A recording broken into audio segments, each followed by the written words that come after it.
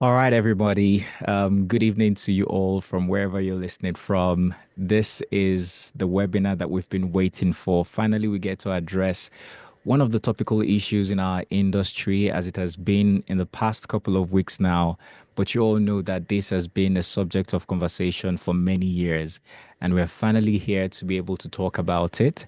Before I go into any further discussion or talks about that, I'd like to introduce myself. My name is Tolulokpe Kolade, and I am a voiceover artist, a podcaster, and the host of the Everything Voiceovers podcast, The African Perspective. I'm also the founder of Voiceverse, which is a platform where you can find out more about voiceovers in Nigeria, where we document the stories and we share opportunities about the voiceover industry in Nigeria. Again, I want to say a big welcome to everybody. Thank you for joining us today as we discuss AVOA rate card. It's an AVOA rate card virtual workshop, and we thought it is very, very okay for us to come together as an association and also as an industry, to look at these matters together. So, this is a collaboration or a collaborative effort between the Association of Voiceover Artists Nigeria and Voiceverse. And we thought, let's bring everybody together, let's have these conversations, and we're happy to have it here today. I'll be hosting today's event, and yes, I'm not the only one doing it. I also have Eniola Keshinru, a beautiful colleague of mine, and we will be doing this together.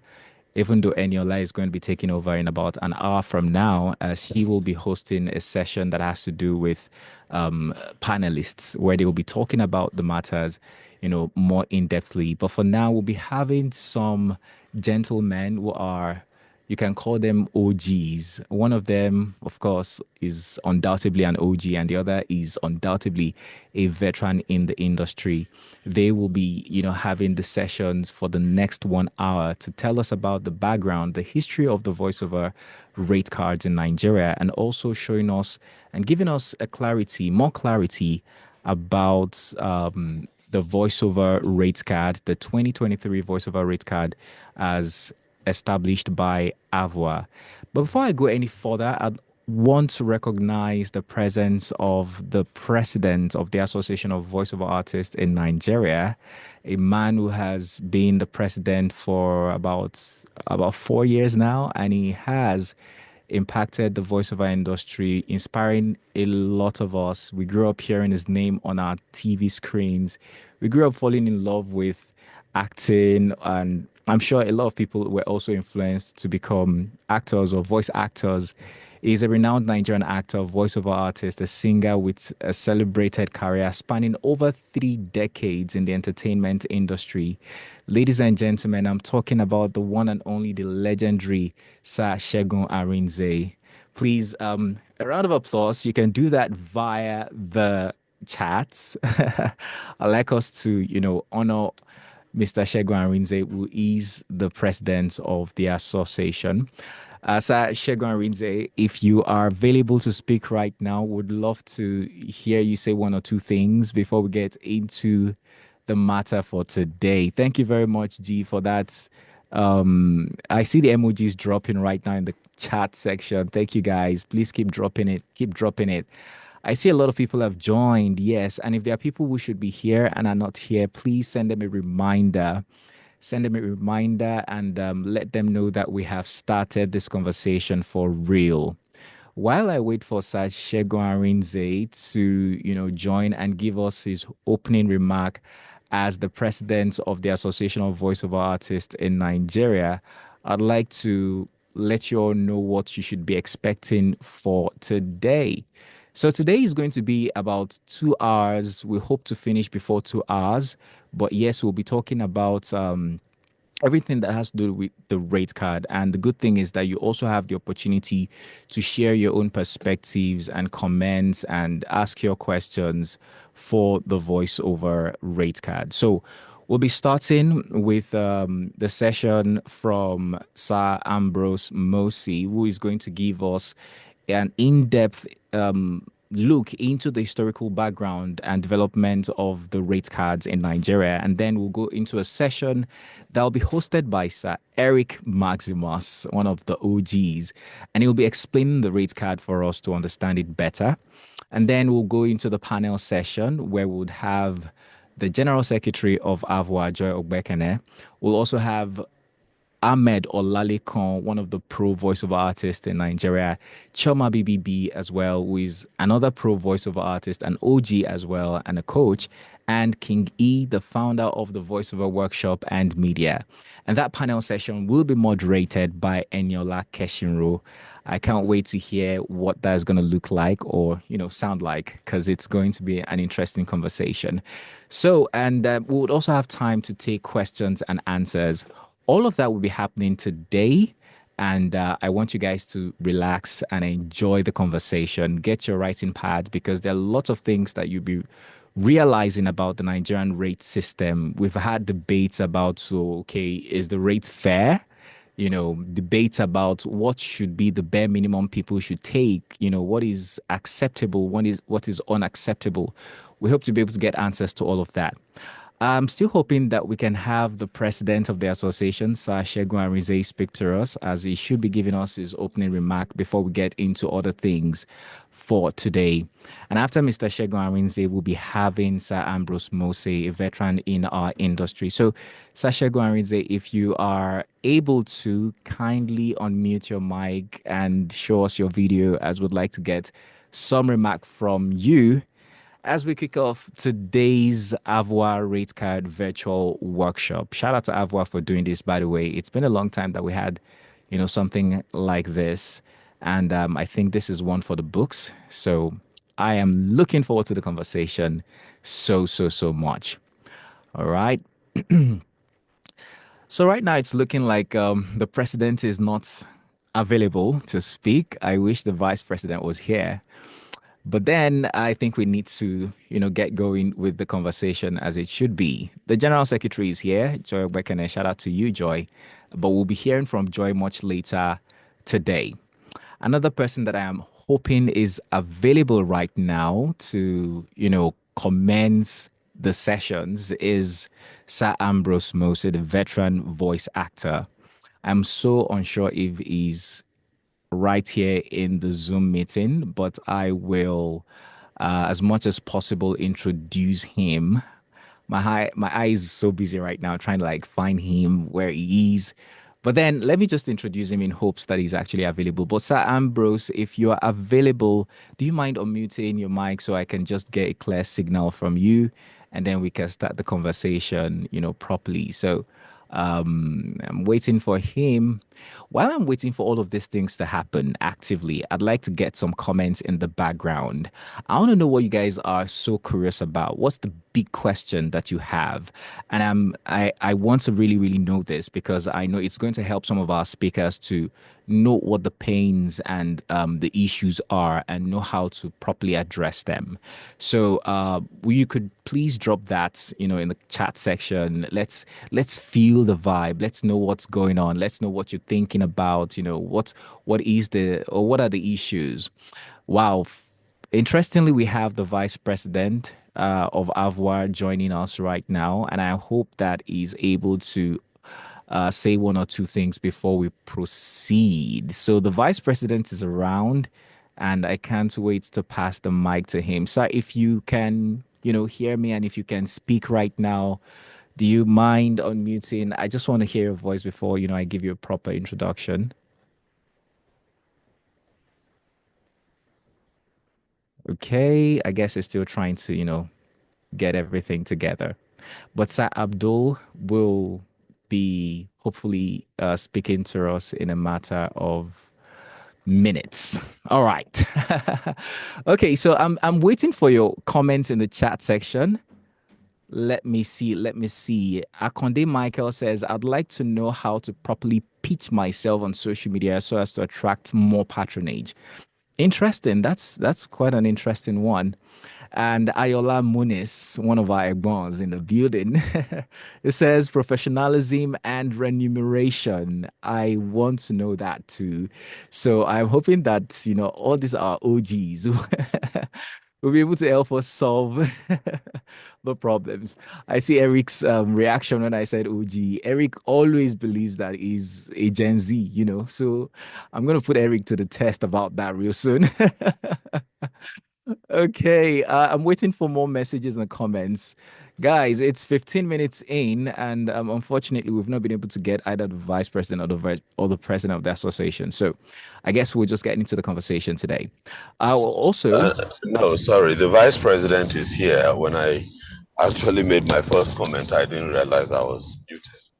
Oh, wow. Apologies, sir. Oh, it's okay. Good evening, everyone. T-Code, congratulations once again. And here we are. But then the house must forgive me. I will not shy away from saying, from talking, but then believe me, I did not brace myself enough with the subject matter before coming on. Since Salah, since Idil Fitr, it has been very, very hectic for me. Even as I'm talking now, I'm on the road driving. Yeah. All right, all right, it's all right. We're so happy to, have you on with us. That is the voice of Sir Abdul Muhammad, who is the vice president of AVOA. He has been a veteran voiceover artist for many years now. I'm sure over 2 decades, and he has been an Sure, sure. He's been an executive of the association for many years as well, still standing strong. And it's a pleasure to have you join us, sir. Thank you, T-Code. All right. So now that we've had the what do I call it now? The blessings of the elders. Let me also appreciate the executives of AVOA who have been, holding forth for the association in the voiceover industry so far. They are amazing people, from the general secretary to the financial secretary to the publicity PR person. I'm sorry, I don't know the designations exactly, but I know that they're a team of people who have been working behind the scene to ensure that AVOA continues to do what it does for the voiceover industry. So please, let's just celebrate them with a round of applause before we get into the next part of the conversation today. Okay, great, great, great, great, great. Thank you guys. Thank you so much. All right, then, with all of this said and done, I think it's good for us to now have our first session. And our first session is going to be held by a man who knows this industry like the palm or the back of the palm of his hand. How do they say that? This man, I had a conversation with him for about 2 hours, and he was able to tell me so many historical things. Like, he would tell me back in 1990 something, back in 2000 and something, this person was this person was that, this person came from here. He's so knowledgeable about the voiceover industry. And interestingly enough, he served as the chairman of the AVOA Rate Card Development Committee 2 years ago. I'm talking about a veteran voice actor and one of Nigeria's most respected figures in the voiceover industry with over 2 decades of experience. Ladies and gentlemen, with a round of applause, which you can actually show me via the chat section, I'd like you to welcome to the mic Sir Ambrose Mosi, a veteran voice actor and a member of AVOA. Please, please, please welcome Sir Ambrose Mosi. I am hoping that he's actually around to talk to us. Yes, sir. Welcome. If you can hear me, if you're available, if you're in the meeting right now, it's time to have your session. Okay, we're still waiting.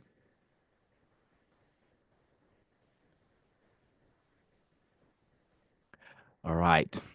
It really looks like we would have to be patient with him and give him some time before he joins us. Okay, so since we don't have Sir Ambrose with us right now, we would have a session later. But the person who we have with us, will we know that we can have a session is right here with us in the building. He's one of the Odoguwanem of the voiceover industry. He has coached a lot of us, several voiceover artists over the years, and he's also very influential, still influential, in putting things together in the voiceover industry. As a matter of fact, he had a massive input in the creation of the rate card by AVOA, and he's a voiceover coach. He's one of the top voiceover artists, A-list artists in Nigeria, with about 2 decades of experience in the voiceover industry. Our Egbon, our big brother in the house, Sir Eric Maximus Ekweme. Ladies and gentlemen, please give him a round of applause. I want to see that in the comment section. Guys, please, please, please, please, please. Yes, yes, yes, yes. I love it. I love it. I love it. Welcome, Sir Eric. Welcome. Welcome. Hi, T Code. What's happening? I am fine. I'm okay. Nice to see your face. You don't grow old. You grow younger. I'm only 25. Why would you guys learn this? Well, see, I'm a Gen Z. Please, please, please, please, please. I'm Gen Z, Gen Z. To my fellow Gen Zs in the house. Shout out to you, Eric. So I'll let you do your thing right now as you take us through the voiceover rate card from AVOA, explaining to us commercials, narration, and animation. Sir Eric, over to you now. Hi everyone. Good evening, wherever you're reaching us from, whether you're here in Nigeria or you're outside of Nigeria. It's an honor to be here. Thank you for joining us in this very, what will I call it? What kind of occasion will I call it? But it's an honor to give this short class. I will make it as short as possible. I hope I'll be able to give as much information as you guys might require in understanding the current rate card that AVOA released in October of 2023. I will do my best to help you navigate it just in case you've not been able to understand it. And also help, and I hope that the information I share with you will help you also build your personal rate cards, which you should also have at the palms of your hands. All right. I also want to thank AVOA for this opportunity to represent and, explain to the public of Iwemado how this is going to go. So, I think I have a message from the secretary of AVOA. I can't remember what she sent to me. Anyway, I'm in a meeting. Okay. So as much as possible, I'm supposed to help in navigating through the commercial narration and animation of the rate card. If you check the chat section, I just shared, for those who don't already have a downloaded copy of the rate card, I just shared the rate card. Okay, this was before certain comments came in. I don't know why you guys don't want to accept it. I'm 25, forever 25. I'm going to be 25 for the rest of my life. Yes, so I did share that. For those of you who want to look at it while I'm giving a comments or a brief navigation through it, yeah, you're free to do so. Yes, I am 25. I don't. Joy, behave yourself. Behave. So, apologies. My microphone is unmuted. I think it is. Yes, it is. Okay, so I understand that it can be tasking to understand the rate card because what we're used to prior to 2023 was about a two-pager. But AVOA in its wisdom looked at the industry and looked at other sister industries across the planet and realized that we were not covering enough of what is represented by the association. If you look at the old rate card that existed, unfortunately, I don't have a copy of the old rate card. I could have shared that as well. Well, it was a two or three page. I'm not quite sure, but it was just commercials, documentary, and I think IVR. And it wasn't extensive enough. It didn't cover certain parameters and usage formats, because that's actually one of the things that differentiates the new rate card from the old rate card. So as much as possible, one of the things I tried to identify was, what are these different categories? Because you see, there has been a false assumption that everything about voiceovers in Nigeria is advertising. Unfortunately, it's not. We've already seen the growth of the audiobook space in Nigeria with the launching of some animations in the last few years, especially most recently, I think Yanu, which is currently on Showmax and Cartoon Network. We can see the growth of the animation space. Some of us have already been on various animations beforehand, and remuneration has always been a big problem. People don't understand, what is feasible and what is not. So it's been an important thing for us to get out there and have some form of representation in terms of the rates. So without wasting so much of your time, I'm going to take you down. For those of you who have downloaded the rate card, I'd like to take you down to the radio section. If you look at the rate card, it was done alphabetically. That's most of the topics were done alphabetically, or the categories were done alphabetically. So you started with the ADR, which is the automatic dialogue replacement, automated dialogue replacement. Then it moved down to additional chargeable items, rates, and rules. That's for those of us who are not really conversant of some of the rules that exist even within rate cards. And then there was the animation section, the audiobook section, the audio drama section, the apps section, the cinema section, the corporate narration and presentation section, documentary section, the e-learning section, explainer section, games, toys, and mobile game section, the interactive voice response (IVR) section, then internet usage, podcast, public locations and events, radio, TV, and then text to speech / AI voices, and then finally with voice of God and live announcements. I would really appreciate if questions come in as I'm speaking, so that if you don't understand anything I have said so far, I can always address them. 25 to 52, kind of similar. Michael Akonde. I will pretend I didn't miss that, but well, no, let's just get straight into the nitty-gritty of it. So for the purpose of today's short section, because I can tell you this, you cannot understand the rate card in 30 minutes. But I will do the best as I can to explain at least the nitty-gritty of some of the things that were used. Now,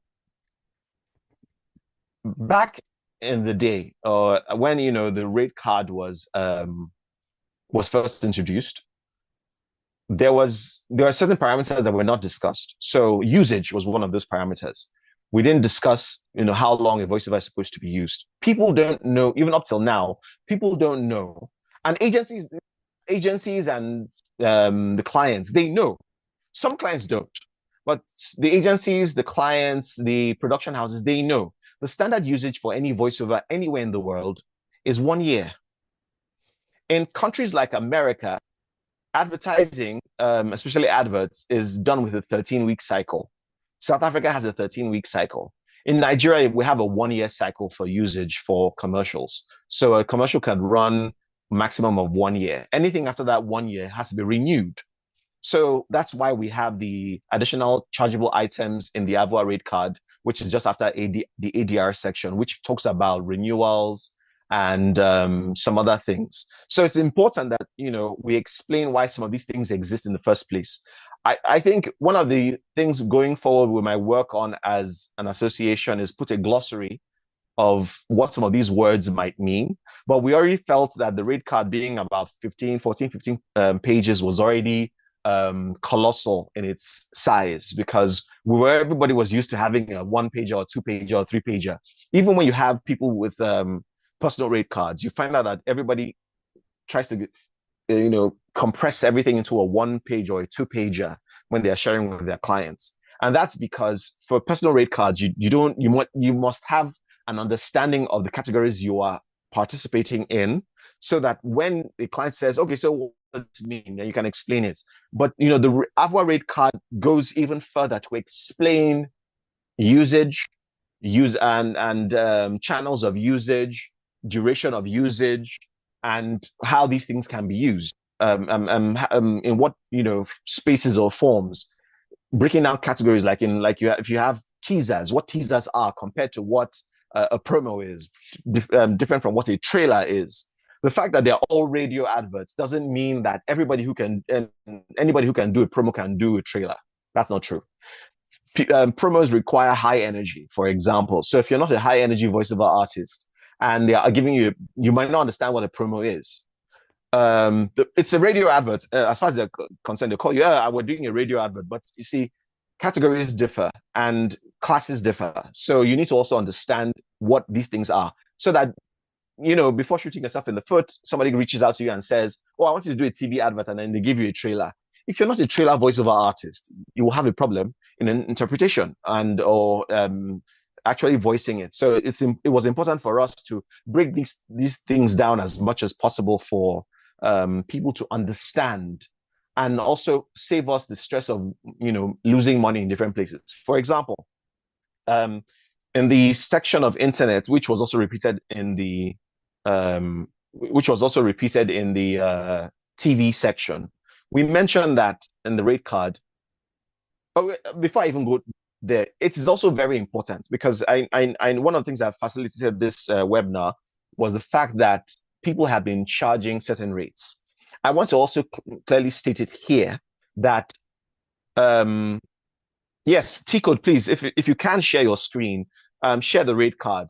I want to make it clearly stated here that this rate card, and this is for everyone to know, the amounts mentioned on the rate cards are minimums. They might be suggested rates, but they are minimums. The mistake we've had in Nigeria is that people just go straight to the minimum. So when we say radio is 100,000 naira, we don't mean radio is pinned at 100,000 naira. We're saying that the minimum anybody can charge for radio is 100,000 naira. So I hope this is the first thing that you guys can understand. Also, it's important for people to understand that this rate card applies to the major industries particularly. We're talking about Lagos, we're talking about Abuja, we're talking about Port Harcourt.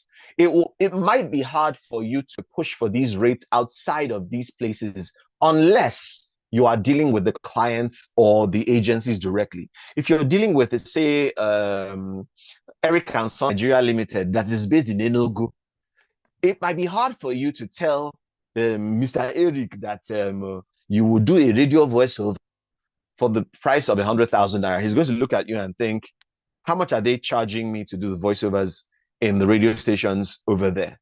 Because first of all, the media rates in the East or in the North, they're usually low. But if you're doing it in the major markets, which is the regional markets and the national markets, where an advert is running across the region. So let's say you're doing a Hausa voiceover. Like, let me take, for example, our Vice President, Mr. Alhaji Abdul Mohammed. If he's doing a voiceover that will run across the Northeast or North Central, for example, that's a regional advert. So in such a situation, these rates apply to him. But if he's doing something for a friend of his who just has a shop somewhere on maybe Wuse Road, Abuja, which will not probably run in more than one station, then unfortunately it will be hard for him to ask the person to pay the standard AVOA rate. I hope this is clear to everyone. So no, back to now the usage I was talking about. We had situations where, unfortunately, you would do a voiceover for, say, terrestrial TV, let's say NTA2 Channel 5 or Arise, or that's the impression we're given. And then you're watching DSTV and then you're seeing the advert. So we needed to cover that. We would see adverts done for TV and they show up on the internet. We needed to cover that. So what we did was that we did a price bump in the first place. So it's important for the artist, whoever you might be, to understand these parameters so that when someone says to you, oh, I want to do something on TV, just bear it, whatever at the back of your mind, just know that it's cable. It's not terrestrial TV. If you're doing terrestrial TV, then you're doing for a much smaller brand, which is where you might have to also use, your discretion in negotiations. But you see, the rates here are the assumption that you're using it on a cable network like DSTV or GoTV, or you're on one of these platforms. I think there's some of them are coming to Nigeria at the moment. So you have that at the back of your mind. That's what the platforms we're working on. So we had to introduce usage rates in a way that if you're doing something for TV and it's going to be used on the internet, if it's being flighted at the same time, and when we say flighted, we're talking about if a rate card, if a commercial is running at the same time on social media as it is on TV, then you're going to give a 50% discount. However, if the commercial is going to run at a different time, let's assume on DSTV they're doing an advert for Coca-Cola for let's use the Easter season, for example. And now they're doing a promo for the Easter season. Now, after the Easter season, they might decide to remove the elements of the Easter season and continue running the adverts. And they put that on TV. It means that on internet, it means that you're going to charge them for usage outside of the time that was given to you, which was Easter, for example. Because there are lots of adverts. I can give examples. There was a couple of years ago, Airtel had this very long advert, which they cut into 6 different sections eventually, and it was put out there. And people didn't realize that they were supposed to get paid for each of the cut downs. That's an example of what I'm saying. Now, they might say it's one advert, but no, it's not. It's not just one advert, because once you cut an advert, it becomes a standalone advert. We've had situation with voiceover artists in the past who did the switch. I hope I don't really understand, but I hope you can help me clarify by putting your message on the chats. We've had a situation where voiceover artists have done stuff, or where they recorded something, and then for one program or one advert or one phrase said in a documentary, and then they needed to use that same thing for something else, and without consulting the voiceover artist, they just lifted the audio thinking, it's our audio. Unfortunately, that's not the case. If anybody takes your audio from something you've worked on and puts it on another material, whether it's advertising material or something else, you are eligible to get paid for it, because what you recorded was for that particular material. Let's say the material was for Eric tomato paste, and the exact name of the radio was Nami Getam. Now, if they now say, or if Eric tomato paste wants to do something for Christmas, Eric tomato paste does not have the right to take your voice from Nami Getam radio commercial and place it on the Christmas commercial that they're going to run for a bonanza. They don't have the right to do that without informing you and paying you accordingly. So that's one of the things that the rate card tries to explain. If there are any sections that you're going through right now on the rate card and you do not understand, I would really love it if you could, send your chats or questions here so that I can help explain. So for the radio section, we have standard or basic radio commercials, premium radio commercials. We have mnemonics or payoffs. That's as we know them here in Nigeria. So for instance, you're doing MTN. What are we doing today? That's a mnemonic, a payoff. It's important that you have that at the back of your minds, that there is an average rate. So we did it in such a way that, you can be paid per radio or per TV.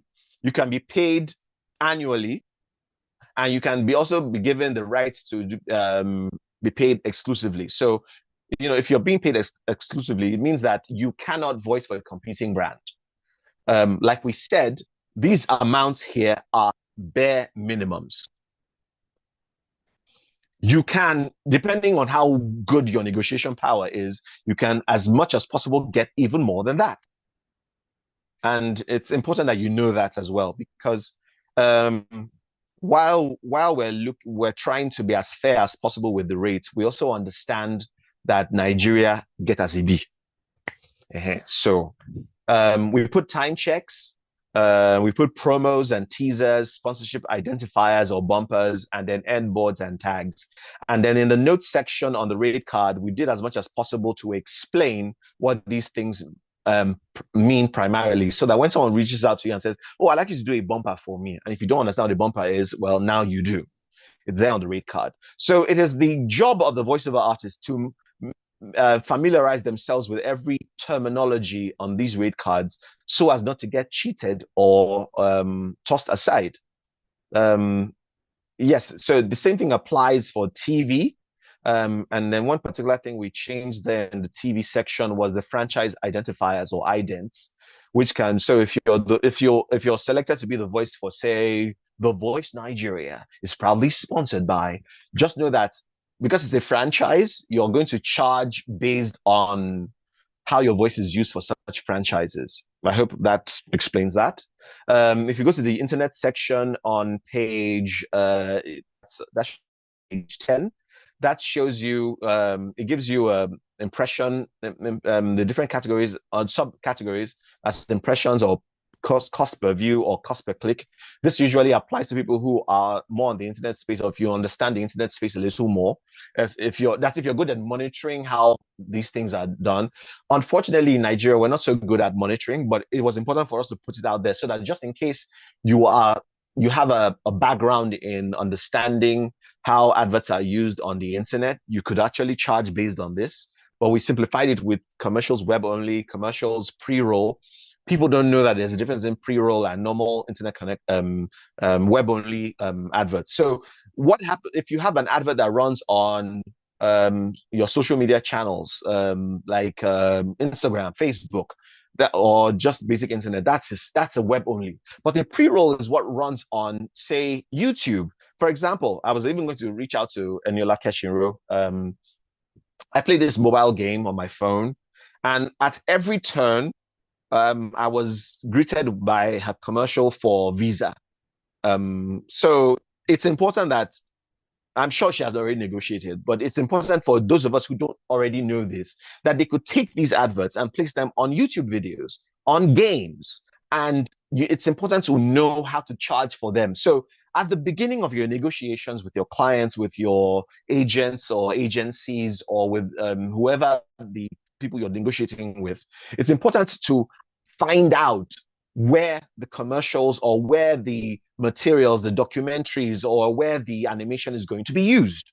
If you don't ask these questions, then you will have situations where you've been paid for, say, you did a documentary that ran on the internet, but then the documentary is running at an event and you're not told about it. The documentary is being played at an annual general meeting, and you just happen to be a shareholder of that particular brand, and you were not told about it. You were not paid for it. You cannot, at that point in time, say, "Oh, you didn't," because you didn't ask the question. If you had asked the question and they told you, "Oh no, we're only using it for this," you now have proof that they said to you, "We're only using it for this." Then when they decide to use it for other things, you can hold them and say, "But you said," and I quote, "you use it for only this. Why is it showing up at an event? Why is this documentary playing at the annual general meeting or at the stadium where you're having an exposition?" So it's important that you ask these questions from the very beginning. How will this material be used? The same thing applies with animation.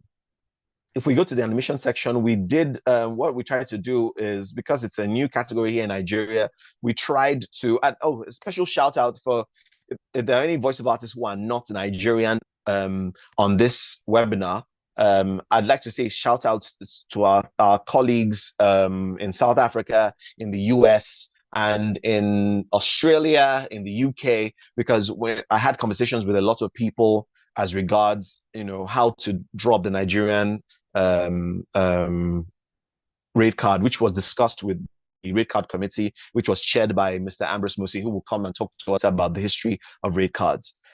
Also, shout outs to us, AVA in Australia. They just did their 1 year anniversary and re-election of new executives. They were also very helpful, especially a vice president, Teresa Lim, who was very helpful in some of the information we got for our rate card as well. Now, if you go to the animation section here, you will see that we tried as much as possible to involve episodic rate usage and session rate usage. So for the episodic rate usage, we're talking about, say you're charging based on how many episodes you feature in. You can do that, or you can charge on how many hours you spend in the studio.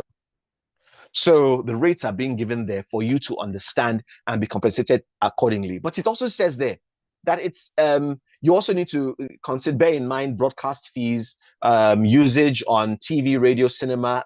That's for commercials. They might take excerpts from the animation and use them for the trailers that they're going to doing commercials. They might take your voice and from some of these things and use it for toys and merchandise materials, gaming, and more that you need. And some of these things will be done in perpetuity. That's forever and ever and ever and ever. So it is important you ask these questions and negotiate accordingly.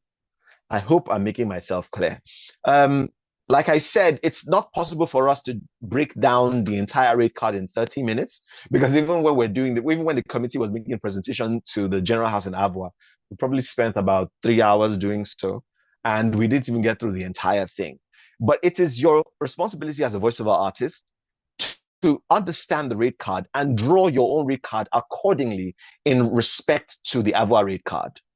It's important you do that. It's also important for you to educate your clients on the rate card. If they've not seen it or if they claim ignorance of it, it is your responsibility to educate them on the parameters that the rate card covers. We did as much as possible as cover. I know there's been a conversation about the rate card being outdated in terms of the rates, because when we were doing the rate card, we were doing it with certain exchange rates and parameters in perspective. And we know that Nigeria has changed long since the rate card was released. But it's also important to note that the minimums, those amounts there are also minimums. So if you can negotiate with your clients, if you can, negotiate for much higher, there's nothing stopping you from collecting a 1 million naira for a 2-minute documentary. If you can bargain, then it's your prerogative. So be it. I'm sorry. The president of the association is also a Nollywood veteran. You don't expect him to go to a meeting with someone for a voiceover and then think that he's going to charge the same thing as somebody who started voiceovers last week. I'm sorry. He has paid his dues, and accordingly, he can decide to charge 2.5 million for the same thing that you would charge 100,000 naira for. It depends on your bargaining power. If you know how to bargain, you could also collect 2.5 million. No one is stopping you. So yes, while we say that those minimums are in existence, please bear this in mind. You can negotiate for far more as long as your ability can carry it. Nobody's holding you. You sure you understand? Thank you. So if there are any questions, yes, if you can defend the 1 million naira, so be it. Some of us are doing it. That's why some people are living now in Lekki, using pure water to take their baths. It's doable. It's doable. If you can afford to live in Lekki, why not? So let me quickly go through the chat section and see if there are any questions pertaining to the breakdown of the rate card. As I've said in numerous private sessions, I've always told people it's important for you to understand the rate card and then draw your rate card in respect to this rate card. Yes, it's also, as a comment from someone, it's also very important to join AVOA so that at least you will not just understand the rate card, but also get defended using it. Because if you're a freelance voiceover artist and you get into any problem with any association, with any agency or production house or any client, you are on your own. On your own. However, as a member of AVOA, we can defend you. We can send our lawyers and say, our member did this and you knew the rate card and you abused it, and therefore we are liable to sue you for the certain amount of so and so million naira. So I hope that is clear as well. Let's see, comments for someone who has been doing it as a side hustle, but now wants to um, ooh, pursue a career in it. What are the groups one can join for, or communities or bodies, so one doesn't just keep doing things without being informed or missing opportunities? Thank you, Ayola Muniz, for answering. AVOA is the go-to association for all things voiceover, but you can also join whatever association groups you can for the sake of knowledge. They are also in existence. We partner with one of them, the Voiceover Workshop. We also have the Voiceover Academy. We have the Voiceover Bootcamp. If you're not in Lagos or Abuja or Port Harcourt, there's the Voiceover Connect in Port Harcourt. I saw Robbie here, and he's doing a great job in training voiceover artists in Port Harcourt. So you can always join if you're in Port Harcourt, but based on association, AVOA is the association that protects and looks after voiceover artists in Nigeria. Let's see. What are the items in the industry in an included standard invoice? As much as possible in your invoice, you need to state what you're being paid for in terms of usage. So clearly stated there, if it's web only, write web only. If you're going to use it for TV, if you put TV, internet, and co, it's binding on you. Those are things that are included in your standard invoices. Your account number should be there. For those of you who have, which is something we encourage a lot. Those of us who teach voiceover, we encourage this a lot. If you have your company or personal tax identification number, please put it there so that your taxes can be covered for you. We don't want situations where you show up at LIRS and they're telling you that, oh, you are owing for the last 25 years. Sorry, we don't want that to happen. I don't know if there are any other questions that pertain to the rate card. Someone from AVOA will come later to explain how you can join AVOA. That's the question from Janet. Concerning newbies, what advice would you concerning setting rates? I've said it in my private sessions. I've said it also in AVOA sessions. And I've said it also at the Voiceover Workshop and other places I've taught. If you can defend it, nobody stops you from defending any rate you put. If you can charge what is here as the minimum on AVOA, on the AVOA rate card, why not? I know someone, she was a newbie, she had no experience whatsoever. She met a client and she charged the amount, and the client liked her voice and they paid her for it. And she was able to defend in her recording session. She had taken private classes, so she had learned the art of interpretation and personal direction, self-direction, and she was able to deliver, and she got her money complete. So if anybody says to you that you cannot charge what is the minimum here, I'm sorry. Some people might say, okay, and what I say to people is that, do you have to let the clients know that you're a newbie? That's why if you are done training with AVOA or with Voiceover Workshop or Voiceover Academy or Voiceover Bootcamp or VO Connect, if you had done prior training, you would have known that one of your calling card, the thing that makes you identifiable in the industry, is your demo reel. If you have your demo reel and you present it to a client and your demo reel is extensive enough to defend your abilities, why can't you charge? Deliver. That's the key word. Yes. Question, what's the meaning of buyouts in IVR? Yes. So interactive voice response, otherwise known as IVR, pertains to what you hear when you call like customer care or of a particular brand, and they're giving you directions on how to use it. Now, a buyout basically is, when you do an IVR, you're supposed to get paid annually. A buyout is where they give you money and say, if we decide to use it for 20 years, it's not concerning you. We've paid you off. A one-time fee where they pay you off. That's a buyout. So for instance, if you do an IVR for 550,000 naira and they intend on using it for 5 years and you charge them for 5 years, after 5 years, you can go there and collect your money and for renewal. Now, if they pay you and say, okay, apart from this 550,000 naira we've paid you for the job itself, we want to buy you out, then you can negotiate a certain fee. It could be 3 times, it could be 5 times the fee, it could be 10 times the fee, depends on your negotiation power, your ability to bargain. But once they pay you that buyout fee, if you hear that material after 10 years, you cannot go and meet them and say, you owe me for royalties. They paid you a buyout. That's what it was. So you need to also study the material to know whether it's something that can be renewable. If it's something that can be renewable, then it won't make any sense to do a buyout.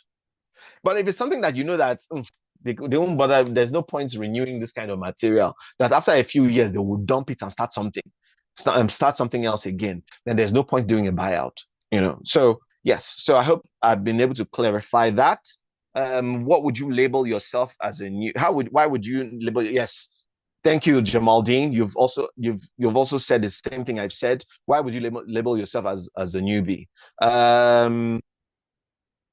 Yes, Joy also said the same thing. The major thing is, can you deliver? If you go into an industry, even if someone says, "Oh, I've never heard your name before," you're like, "Yeah, because I don't do Nigerian." I know someone who makes their bread and butter from doing jobs on pay-to-play sites and has never done one advert in Nigeria or one documentary in Nigeria, and they make their money on the internet. And then, then somebody hears like, audition for this thing, and the person auditions and say, "I've never heard about you before." Yeah, you've never heard about me before because I'm on the internet. I'm not on your regular voice banks. You won't find me at this person's voice bank or that person's voice bank. But if you go on the internet and search my name, you see it there. And then the person says, "Okay, send me your demo reel." And then you give them an industry standard demo reel. Why would they know that you're a newbie? They won't know that. So it's up to you if you can deliver. So I hope with these few points of view, I'll be able to prove to you beyond all reasonable doubt that girls are better than boys. Thank you. If you have any questions, please put them in the section, and I'll try my best to answer them for you. Thank you very much. Thank you again to AVOA. Thank you, Voiceverse. Thank you very much. All right. Thank you so much, Eric. Wow, it's so lovely listening to you teach again. It's been a long time that I've been under your session as my coach, which you have been over and over and over again. So I'm happy to hear you speak about all of this, guys. Please let's give Eric a round of applause. You do that via the emojis represented in the comment section. Eric, of course, without mincing word, is an OG, even though he identifies as a Gen Z. Gen Z, y'all. But he has about 2 decades of experience in this industry. One time it was I started at 5. I started at age 5. you can imagine. So now he's 25. And Eric is one of the A-list voice actors that's you can think about. I mean, from Big Brother Naija to MTN. I mean, the last time I had Eric on my podcast, which is the Everything Voiceovers podcast, The African Perspective, we danced around the question of, we don't have to ask you which brand are you hoping to work for. It's a question of which brand have you not worked for, and we could barely see brands that Eric hasn't worked for. So that's to tell you how much impact he has in the industry. I'm still growing. I'm still growing. Bring work for me. I'm still growing. All right. Yeah. So he did so well to answer all the questions that was posed to him. And his session was basically about making or explaining the rate card, going deeper into commercials, narrations, and animation. Now, you'd see that the rate card is a document that contains several pages. As a matter of fact, 15 pages. So it is almost impossible to cover everything that has to do with the rate card right here in just 40 minutes. And that's why we have made the rate card available. And if you're wondering where else you can find the rate card, you can find it on AVOA's Instagram account. On the bio, it's there. It's downloadable, so you can download it for yourself. I would advise every voiceover artist Also on the website. Also on the website. The website will be coming up very soon. It's currently going through maintenance right now, so you might not find it if you search for it. Yes, I was going to say that I will encourage everybody to go through the rate card. And I always say this, if you can go through the rate card from top to bottom, A to Z, and interpret it properly, I bet you are at least 50% more intelligent about voiceovers in the industry. So it's something that I encourage everybody to do. Well, thank you so much, Eric, once again. And hopefully in another session after this, when we can take more questions, we might be able to have you answer questions that are left unanswered. All right, guys, it's 7 p.m. right now. We have 1 hour into the conversation, into this event. In case you're just joining, this is the AVOA Rate Card Virtual Workshop organized by AVOA in collaboration with Voiceverse. And we are here today because we want to demystify the rate card and also look into the issues of pricing. We talk about fair rates, we talk about what is obtainable in our industry from the client's perspective and also from the talent's perspective. And this has been an issue of debate in the in recent weeks with certain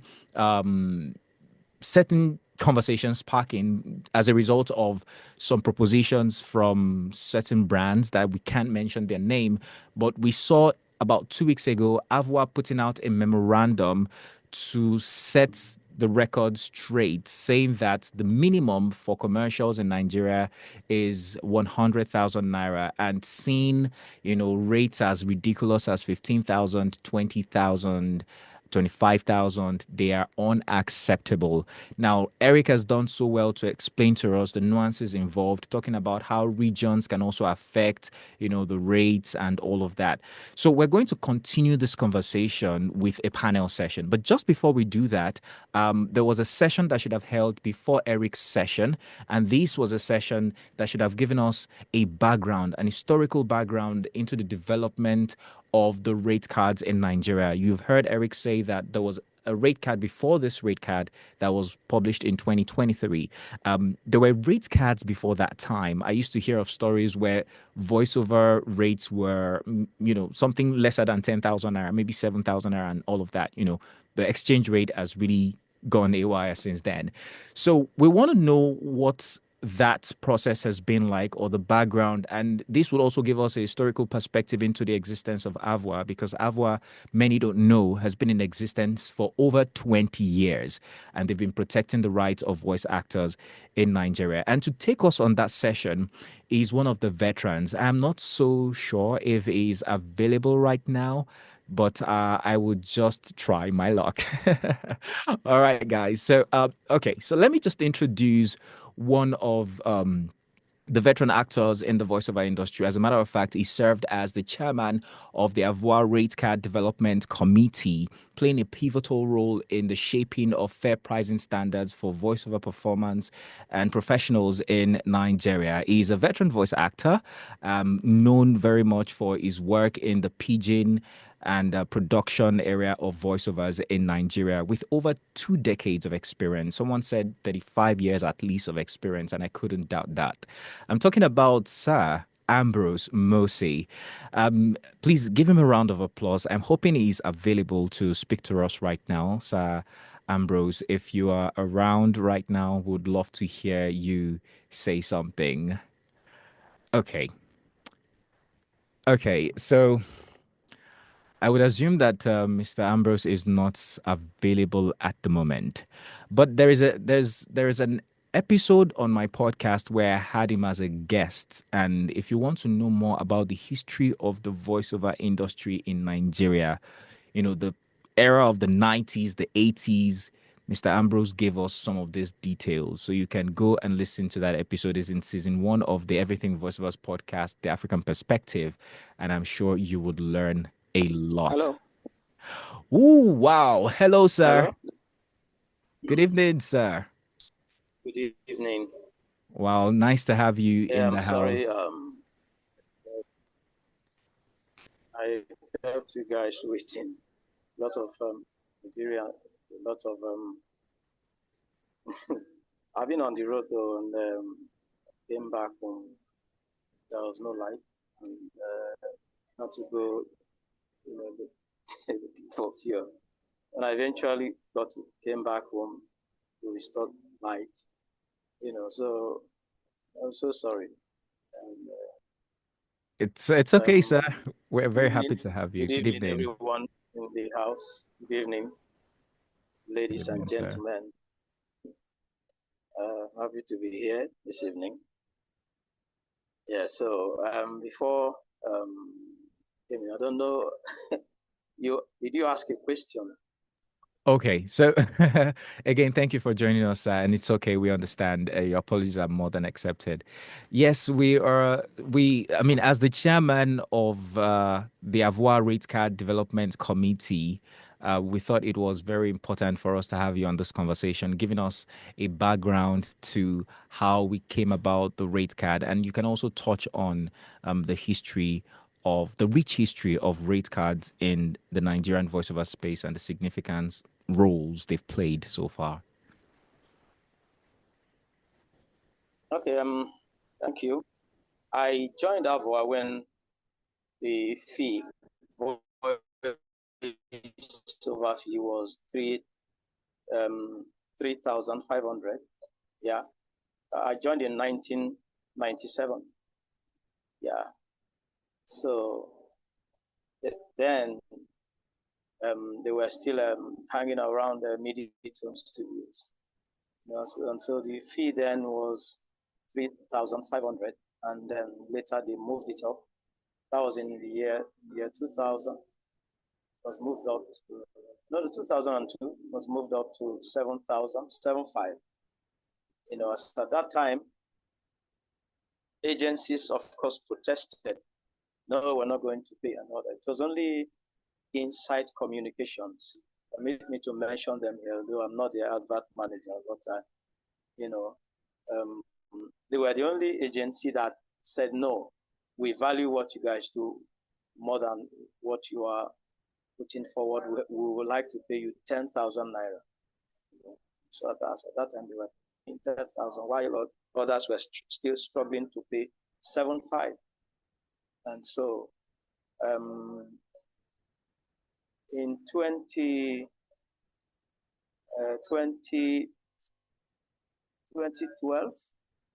and 2015, it was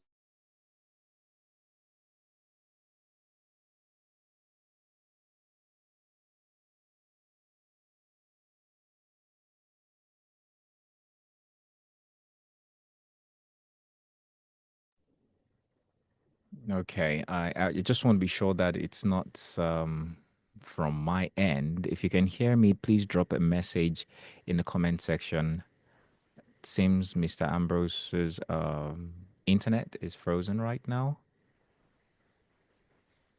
Okay, I think it's not from my end then.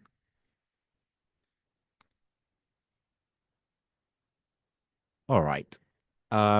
We will see if he can join us again. I'm just gonna give a minute or so wait for us to see if Mr. Ambrose can join us again. But of course, I'm enjoying the conversation, and I hope you are too. Talking about how he joined in 1997 at a time when 3,500 naira was the rate for voiceovers and 7,500 naira in 2002. Interesting, isn't it? Anyway, we've come a long way from that time till now, and we're at an era where we say we charge 100,000 naira the least for voiceovers. Mr. Ambrose is going to give us more on this, and hopefully, in the next 10 minutes, we can round up with this particular session and get into the session where we talk about the nuances involved in pricing, negotiation, relating with clients, and all of that. Mr. Ambrose, welcome back. I know, or I believe you can hear me now, so you can continue giving us the historical background. If you can, please unmute your mic and please go on. sorry. It's fine, no problem. And if the network is so much of an issue, you can just keep your video off. That would help with the internet speed. You're muted, sir.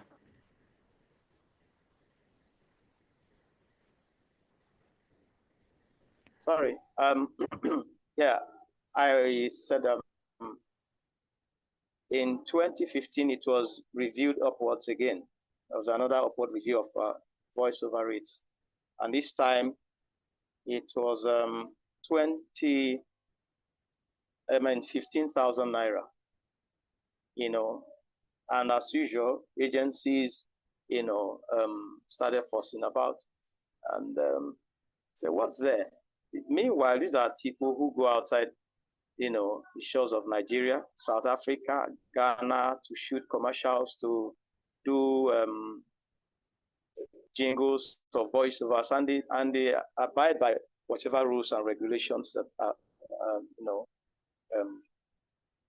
set down rules there in the advertising industry of that country. But when they come here, they rubbish everything we put forward. Well, they started after a long struggle. They paid, started paying. Some of them started paying. Some said, no, we're going to revert to old rates. Well, like, I think we are very magnanimous in AVOA. We give a long time before we, review our rates, and the last review was in 2023? I think so. No. That was the last review. The one Eric and Mr. Femi King E. Were part of the committee. And okay, before then we had 20,000 naira, and that was in 2018.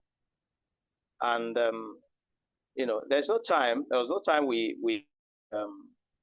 we reviewed our rates that agencies don't make noise about it, and don't know why. But even now, the last review was in 2023, and most of them are still struggling. Most of them are still struggling to pay. In fact, some said they are not going to pay. That so.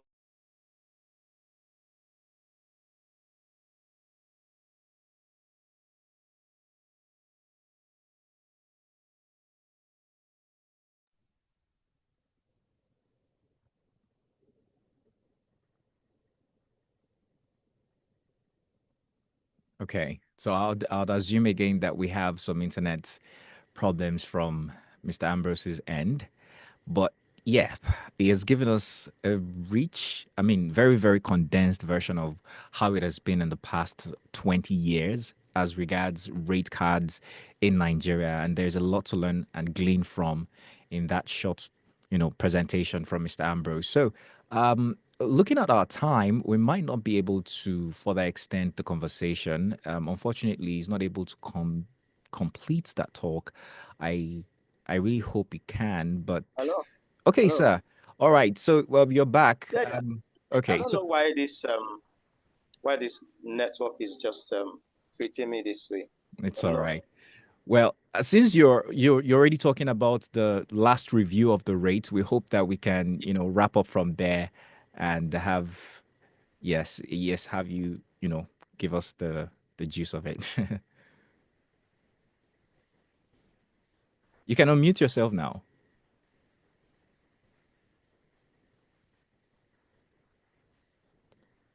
Mr. Ambrose, you're muted.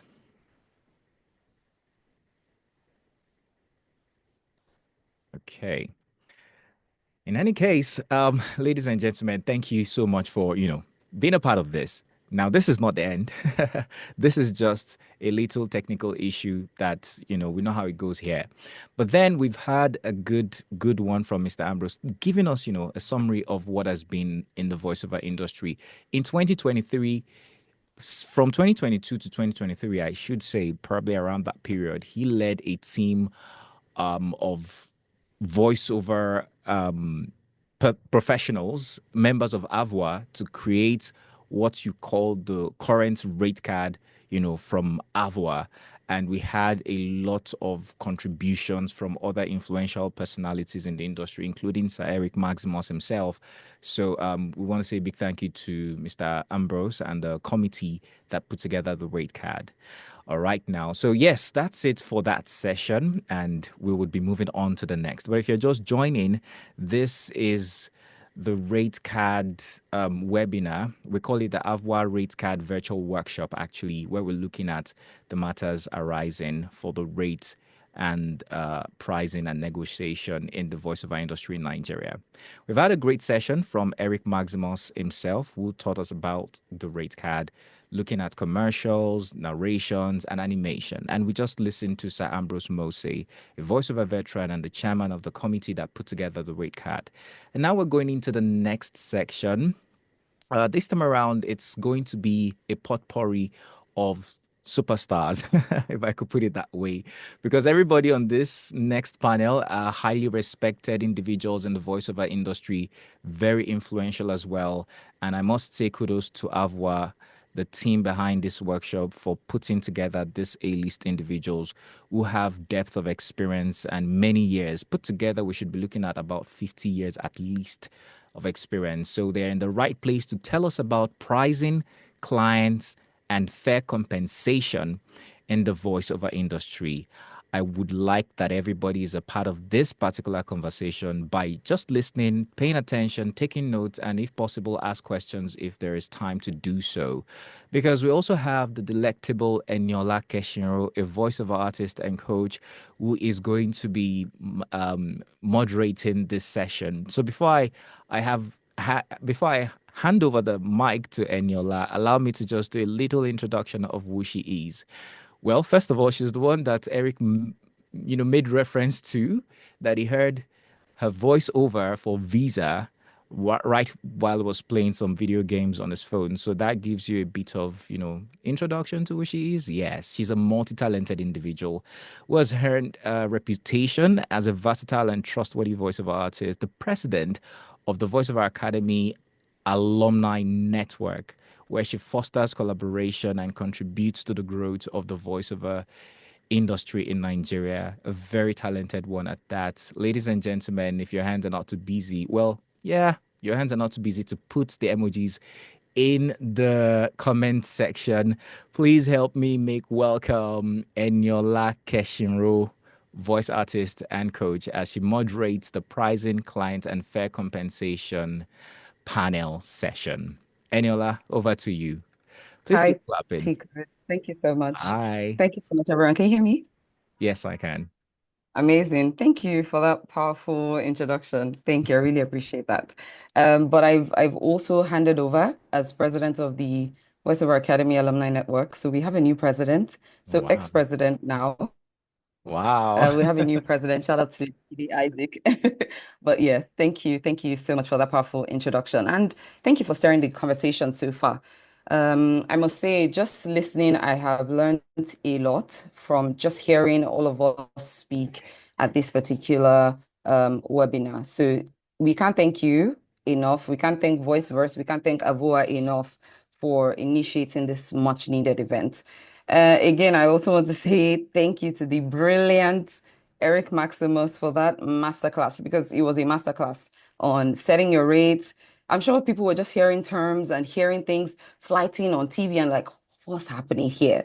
So Eric is absolutely brilliant, and I think you should hold him by his shirt, right? If you want to grow in this industry, because he has a wealth of knowledge with him. So thank you for that. I believe that what he started off with has already set the tone for what we will discuss in this panel. So again, good evening, everyone, and thank you to everyone for joining us for this important panel discussion. We're diving into the topic that every voiceover professional who is operating in the Nigerian VO space is interested in, and that's the issue of fair pricing and the AVOA rate card. And as we all know, this issue of setting standards has been a long-standing conversation in our industry. And I think I can speak for everyone when I say that the introduction of the AVOA rate card was a timely and a significant step in ensuring that voice talents are well valued and well compensated for their work. So thank you again, AVOA, for putting together that rate card for us. As Tico said, my name is Daniela Kesher. I'm a voiceover talent. I'm a creative entrepreneur, and I'll be moderating today's panel. It's truly an honor, to be honest, to moderate this conversation between giants. I like to call them voiceover giants and legends. Mr. Ahmed Olalekan Kingi, Mr. Emmanuel Afemihi, Ms. Choma BBB, and Ms. Joy Obekene. And one thing I love to say when moderating is I think that panels and trainings, like these, they are a cheat code because it brings together experts experts that you probably may not have access to on a normal day, and they sift through their many years of experience, right? Squeeze that knowledge together into an hour or two, and they hand it over to you for free. This is knowledge, this is information that you would be paying thousands, hundreds of thousands of naira, and thousands of dollars for, and we're giving it to you free of charge. So if I were you, I'll get out my notepads, write my questions down to have them asked here today. Let's just kickstart by introducing our incredible panelists. I'll just do a brief introduction because these are giants, like I said. So let me start by introducing Mr. Ahmed Olalekan, who is an award-winning African voiceover talent and broadcast media professional with nearly 2 decades of experience. He's known for his deep, soothing voice. He delivers captivating performances for top brands across Nigeria, across Africa, and parts of Europe. His versatile vocal range spans commercials, narrations, etc., creating compelling voiceovers that are tailored to each project. He's recognized for his extensive portfolio. He's worked on thousands of commercial scripts for major brands like Google, Netflix, and Coca-Cola, and he's also the founder of Project Eden. Ladies and gentlemen, in the comment section, please drop your emojis and give a very warm welcome to Mr. Ahmed Olalekan. Thank you for joining us. I will now move on to, is it here?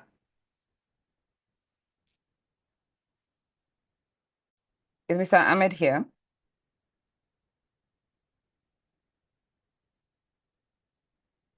Okay, so I'll now move on to Mr. Emmanuel Afemihe King E. Popularly, Emmanuel Macaulay Afemihe, popularly known as King E, is a voiceover actor with over 10 years experience in the business of voicing, production, and voiceover directing. He's the founder and principal partner at the Voiceover Workshop and Media. These people are not new to us, and I'm sure that many of us know them. Voiceover Workshop and Media is a first-rate institute for voiceover artistry, production, outsourcing, and voiceover project management. He's also the convener of Africa's Pioneer Voiceover Conference, the Voiceover Conference, which is a platform that provokes communication that matters to the voiceover industry in Africa. As a talent, as a voiceover talent, he's lent his voice to brands like Jobberman, EcoBank, Heritage Bank, Intercontinental, and many others. Ladies and gentlemen, please give a warm welcome in the comment section to King E. You're very welcome, King E. Can we hear your voice, please? Hello, everyone. Good evening. It's good to be here. Hi. Thank Thank you. you for the right. Thank you for joining us. Next on my panel, we have Chioma BBB, popularly referred to as Chioma the Big, Bold, and Beautiful One. Ms. Chioma Opala is a communication consultant with a professional career spanning over 20 years in media and entertainment. She's one of Nigeria's highly sought-after commercial voices who was named in December 2019 as one of Nigeria's top female voiceover talents of the decade. She has worked with her voice for over a decade for various high-profile brands such as the LBS Lagos Business School, DSTV Nigeria, MTN Nigeria, Etisalat, Unilever PLC, and so much more. Ms. Chioma is a multilingual voiceover talent who speaks 6 languages. Ladies and gentlemen, if you haven't clapped yet, please, a big round of applause. Some of us are still struggling to learn too. She is multilingual and she speaks 6 languages, including English, French, Pidgin, Igbo, and Idoma. She has won various awards and has been a huge contributor to the growth of the voiceover industry in Nigeria. Ms. Chioma BBB, we're so happy to have you here. Please give her a warm welcome. Let's hear you if you're in the room. Thank you for having me. Hi, everyone. Hi. Okay, your volume is a little low, but welcome. Thank you for joining us today. And last but not least, a powerhouse on this panel is Ms. Joy Obekene. She is an award-winning Nigerian voice artist, actor, and model. She voices scripts for jingles and radio drama, produces radio jingles, and provides IVR content for companies, brands, and organizations. Let's talk about the triple threat. With over 15 years in the voiceover industry, she has worked for a myriad of ad agencies, production houses, and clients locally and internationally, amongst which are Insight Communications, DDB, McCann, Centerspread, FCMB, Saatchi and a host of other clients. Ladies and gentlemen, please give a very big and warm welcome to Miss Joy Ogbekene, who is also an executive for the Association of Voiceover Artists in Nigeria. So please welcome Ms. Joy Ogbekene. Thank you very Okay. much. Very, very kind. God bless you. Amen, and you too. Thank you for joining us. So let's just get right into it. But before I start to ask the questions, I want this to be a very interactive panel. I want it to be as interactive as possible. I know that some of you have some burning questions, and I'll be honest, some questions have already been answered when Eric was having his presentation. But if you still have burning questions, just drop them in the comments and then I will pick these questions on as we navigate the panel. So please let's make this as interactive as possible. If you feel like you want to chip in something or contribute to the conversation, feel free to raise your hand or just leave a comment in the comment section and then we'll come to you. So let's begin. Thank you again, our amazing panelists, for joining us. And the first question will go to Joy Obekene, because I know that she's also an executive. So, and this question is basically for the benefit of those who are just joining us. If you could just give us a brief backstory into the AVOA card, the team that put it together and the work that went into it. Tell us the importance of this rate card and basically the backstory. Why do we have this card and why is it important? Over to you, Ms. Joy. All right. Thank you so much, Annie. So it's really simple. It's simple, really. This rate card was brought out or produced to put some authenticity on the craft of voiceovers. You know, some clients have this saying, is it not just voiceovers? Right. When they say that, it's a background for pricing, for giving, offering nonsense money. It's not just voiceovers. It's not just to enter the studio. It's not just, you understand. And for some clients that understand the business, not having this rate card meant that there were a lot of loopholes that they could exploit. They could use to exploit voice artists. Eric has really gone into detail about pricing, the duration. There is even, I don't know if Eric mentioned it, the geography. Like there was a time that a client came to me, not Nigerian anyway, and they said it's just West African. The voiceover was just going to be in West Africa. So they had a separate pricing for that. So this voiceover, this rate card, as you can see, is comprehensive. Probably not comprehensive enough, but much better than what AVOA had. And it's basically to bring seriousness, to bring seriousness to the craft. It's not just going to the studio, speak to a microphone, and then you're done with it. No. And also to let voice artists know it's a guide, actually, like Eric said, it's a guide. It's not cast in stone. It's a guide. It shows the voiceover artist what to charge, how to charge, and all that. So this rate card was basically put out to help voiceover artists earn better remuneration, and bring seriousness to the craft of voiceovers. You understand? Because back then, before this rate card came out, a client would come to you and they would say, we're putting this on TV. You do the voiceover, they pay you for TV, and then you see it on social media. You see it on YouTube. But who are you going to hold? Because you gave them, there is nothing. They will ask you, what they would ask you, why are you charging us for YouTube? Didn't we pay you? Is it not the same thing?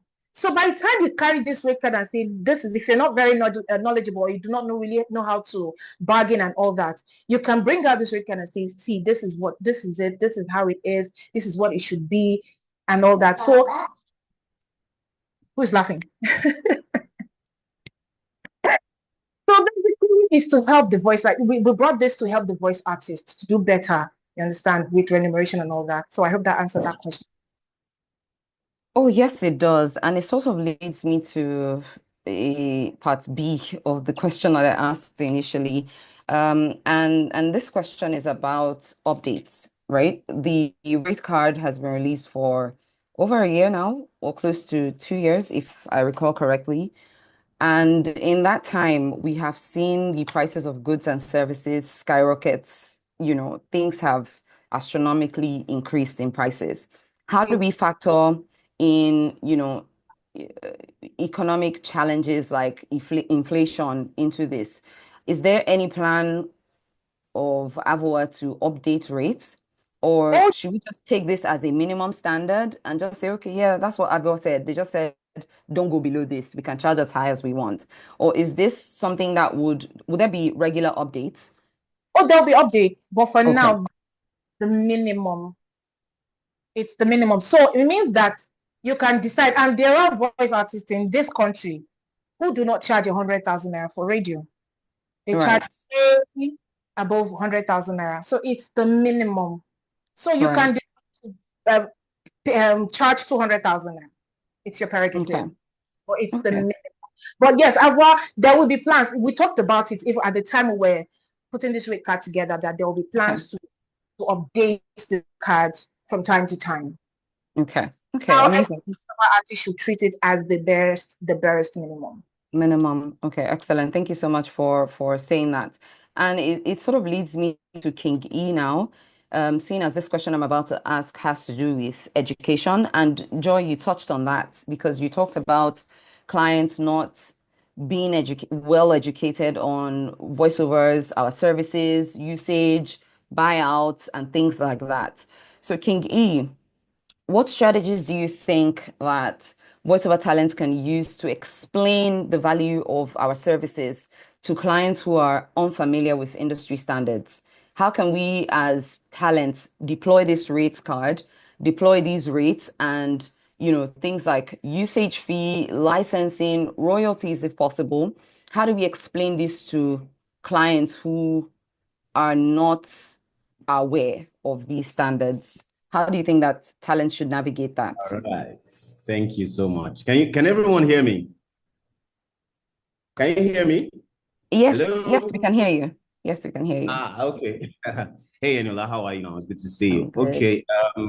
Thank you all for being here and this is an opportunity, and I consider it a privilege to share my opinion on this particular matter. Okay. Now, the first thing I wanted to say is that one of the things, this is outside your question. Before I answer your question, I think that if we have speakers on board, we should do well to read their real profiles. Say for me now, you read that I've been in the industry for 10 years. This is my 14th year. So you Oh, took I said away 4 over. years. Oh, I said over. You My understand? apologies, but I said over. Okay, right. I I said wanted to over. just say that, but Okay, not my a apologies. problem. When it comes to educating your clients, the first thing that we want to ask ourselves is, do we really know what we need to tell, right? Our clients, as it were, okay?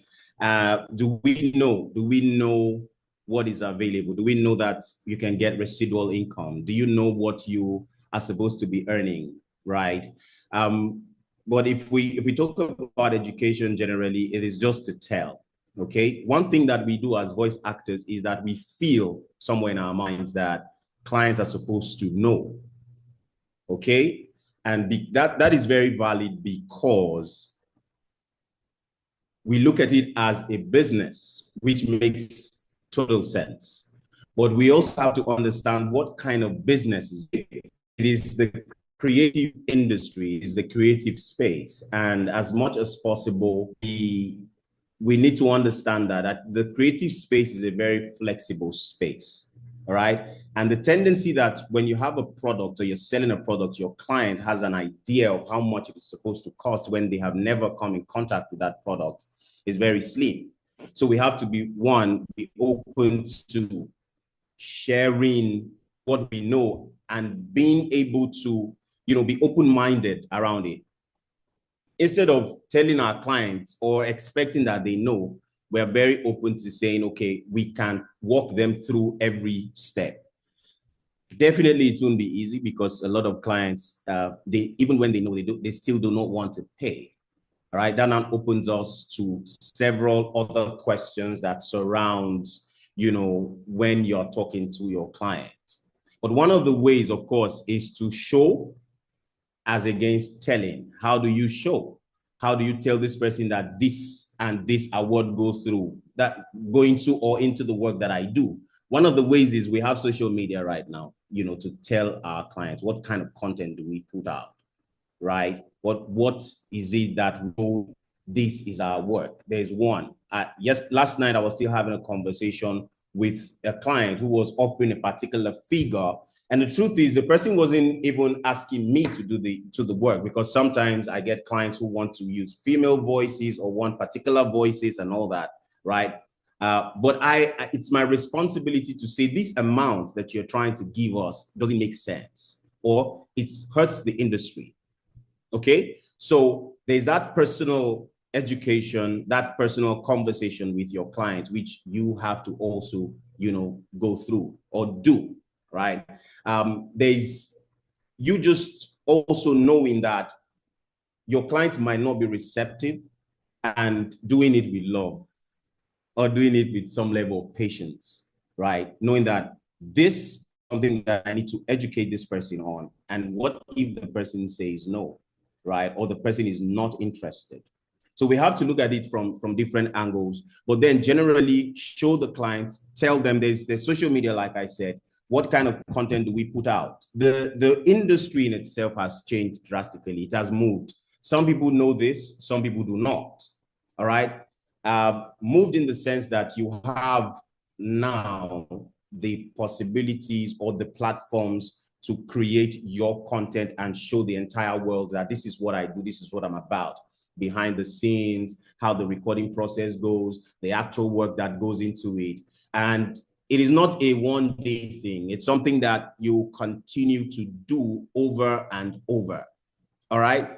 And the perception of your client is very important, because no matter what you think about your industry or how much you're supposed to be paid, if the client feels, if the client does not feel that you should be paid that amount, you can talk from now till tomorrow and nothing is going to happen. So education is very important. And another way to also educate or make sure that clients adhere to some of these prices this is what a lot of people don't like to hear, but if we don't have bodies or associations that make this a big deal, we'll continue to sing the same story, because individuals will charge the prices that they want to charge, and the industry will remain what it is, right? And the truth is that we may never be able to entirely change it, but it can be better and we can do more. All right, there's more to talk about. I'm sure the other questions will come. Let me just leave it there for now. Thank you so much. Okay, King E, thank you so much. That was a very robust response. I think we'd just like to hear from Ms. Chema BBB right now. Is she in the house? Is she in the room? I'm right here. Can you hear me Okay, clearly? amazing. Can you Nice hear me to see clearly you. now? Yes, we can So hear you have you to forgive clearly. me. I'm using two phones because the network is crazy. So there's another phone I'm waiting. If this one goes crazy, I just switch. So I'm carrying this one around. What do you Okay, want to no hear? worries You at have to all. ask direct questions. Oh, yeah, definitely. So, this question, it might seem like it's a no-brainer, but for the purpose of this conversation, in your opinion, what would you say is the implication of setting lower rates or underpricing your services as a voiceover artist? And I think, like I said, it might seem like it's a no-brainer, but we have close to 100 people in this room here, different people at different levels in their career. Some people have the right information, others, they're just hearing some of these things for the very first time. So because of that, and for the purpose of education, what would you say is the implication of setting lower rates than usual or underpricing your services as a voiceover artist just because you want to get the job? Wow. Big question, because it would depend on, again, I do say this, and I say it with my full chest, because I say that at the beginning of the journey, you might not know your value. So it's okay to not, go by this is the premium rate, because you are not premium yet. That's the truth. It's okay to do that. However, some people are so talented and so good and can pick up very quickly. And if you can, and if you can fight for the premium rate, then please go ahead. I would also say this, and Eric did mention that as well. If you are not in these central locations like Lagos, Abuja, central locations where voiceover artistry is big, and you're not working for major clients and talking about the brands themselves and things like that, you might struggle with pricing. So if you're working for a local business in your area, in your state, you might not be able to give them the standard rates, because again, it is standard rates. There's a reason that's the premium, that's the standard rate. So consider that in your dealings, so that you're not misled, or so that you're not carried away and lose business because you don't know where you should be fighting for pricing and where you shouldn't. Having said that, the downside of underpricing yourself would be that when you're ready to upgrade yourself, the client is not ready to budge. Because you know what? You've been doing it for us at this rate, so let's keep going. And if you wouldn't, I will get somebody else to do it at a low rate. So they'll keep recycling these people that are going to do it at cheap rates until, and guess what? There will always be people that want to do it at cheap rates. One, because they don't know their value. Two, because they don't even understand the value of the work itself, among other things. So I would say the downside is you might never be giving the respect that you are deserving of as a voiceover artist. And if you start that way, be ready to carry on that way, because clients will take advantage as much as they can until they can't. So you don't want to do that. Having said that, like I said, pricing, and I think that it was Eric has said that as well. When you get to a certain level, you will know how to even price beyond what the premium rate is according to AVOA. You will know where you are at. Some people grow faster than others, and some struggle with that growth, and that is true. I'm going to also mention one thing, which is the fact that if you don't know who your client is, you might undercharge them. So these are the rates, right? But if I'm working for an oil company, I'm sorry, I'm not going to put those rates. So it's as you grow, you would understand. You should also know that with time, you would learn that you are not everybody's cup of tea. You are not everybody's your client. So know when to walk away, know when to respect yourself and step back, know when to say, oh, no, thank you. I understand what you have to pay, but I can't, in good conscience do that. So it's okay. You can get someone else to do it, but we can always work together tomorrow. Don't think that, oh, if I lose this opportunity, they'll never come back. Sometimes the respect that you're going to get is by walking away. That's the way you're going to tell them that I am not here selling pepper and tomatoes. So know that with time, there will also be, I would say as well, and this I mentioned this when I do trainings, with your branding of yourself, because you need to brand yourself as a voiceover artist. And as you keep branding, as you get to a certain level, you will find out that even with all the money they want to pay, there are certain clients you should not be branding yourself with. So know when that time is. We all need money, yes, but make sure that your money is gotten and you can eat it with full chest. That, you know what, I am happy that I did this and I got this bit of money. I don't know if that answers your question. Absolutely. I'm here for more questions. Yes, it does.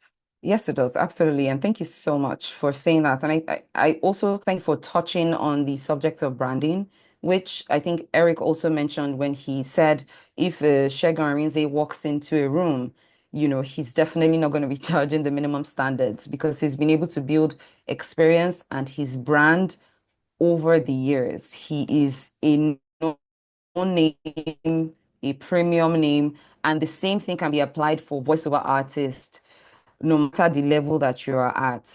Brand yourself, project your value. And I think it's really important that you mention that.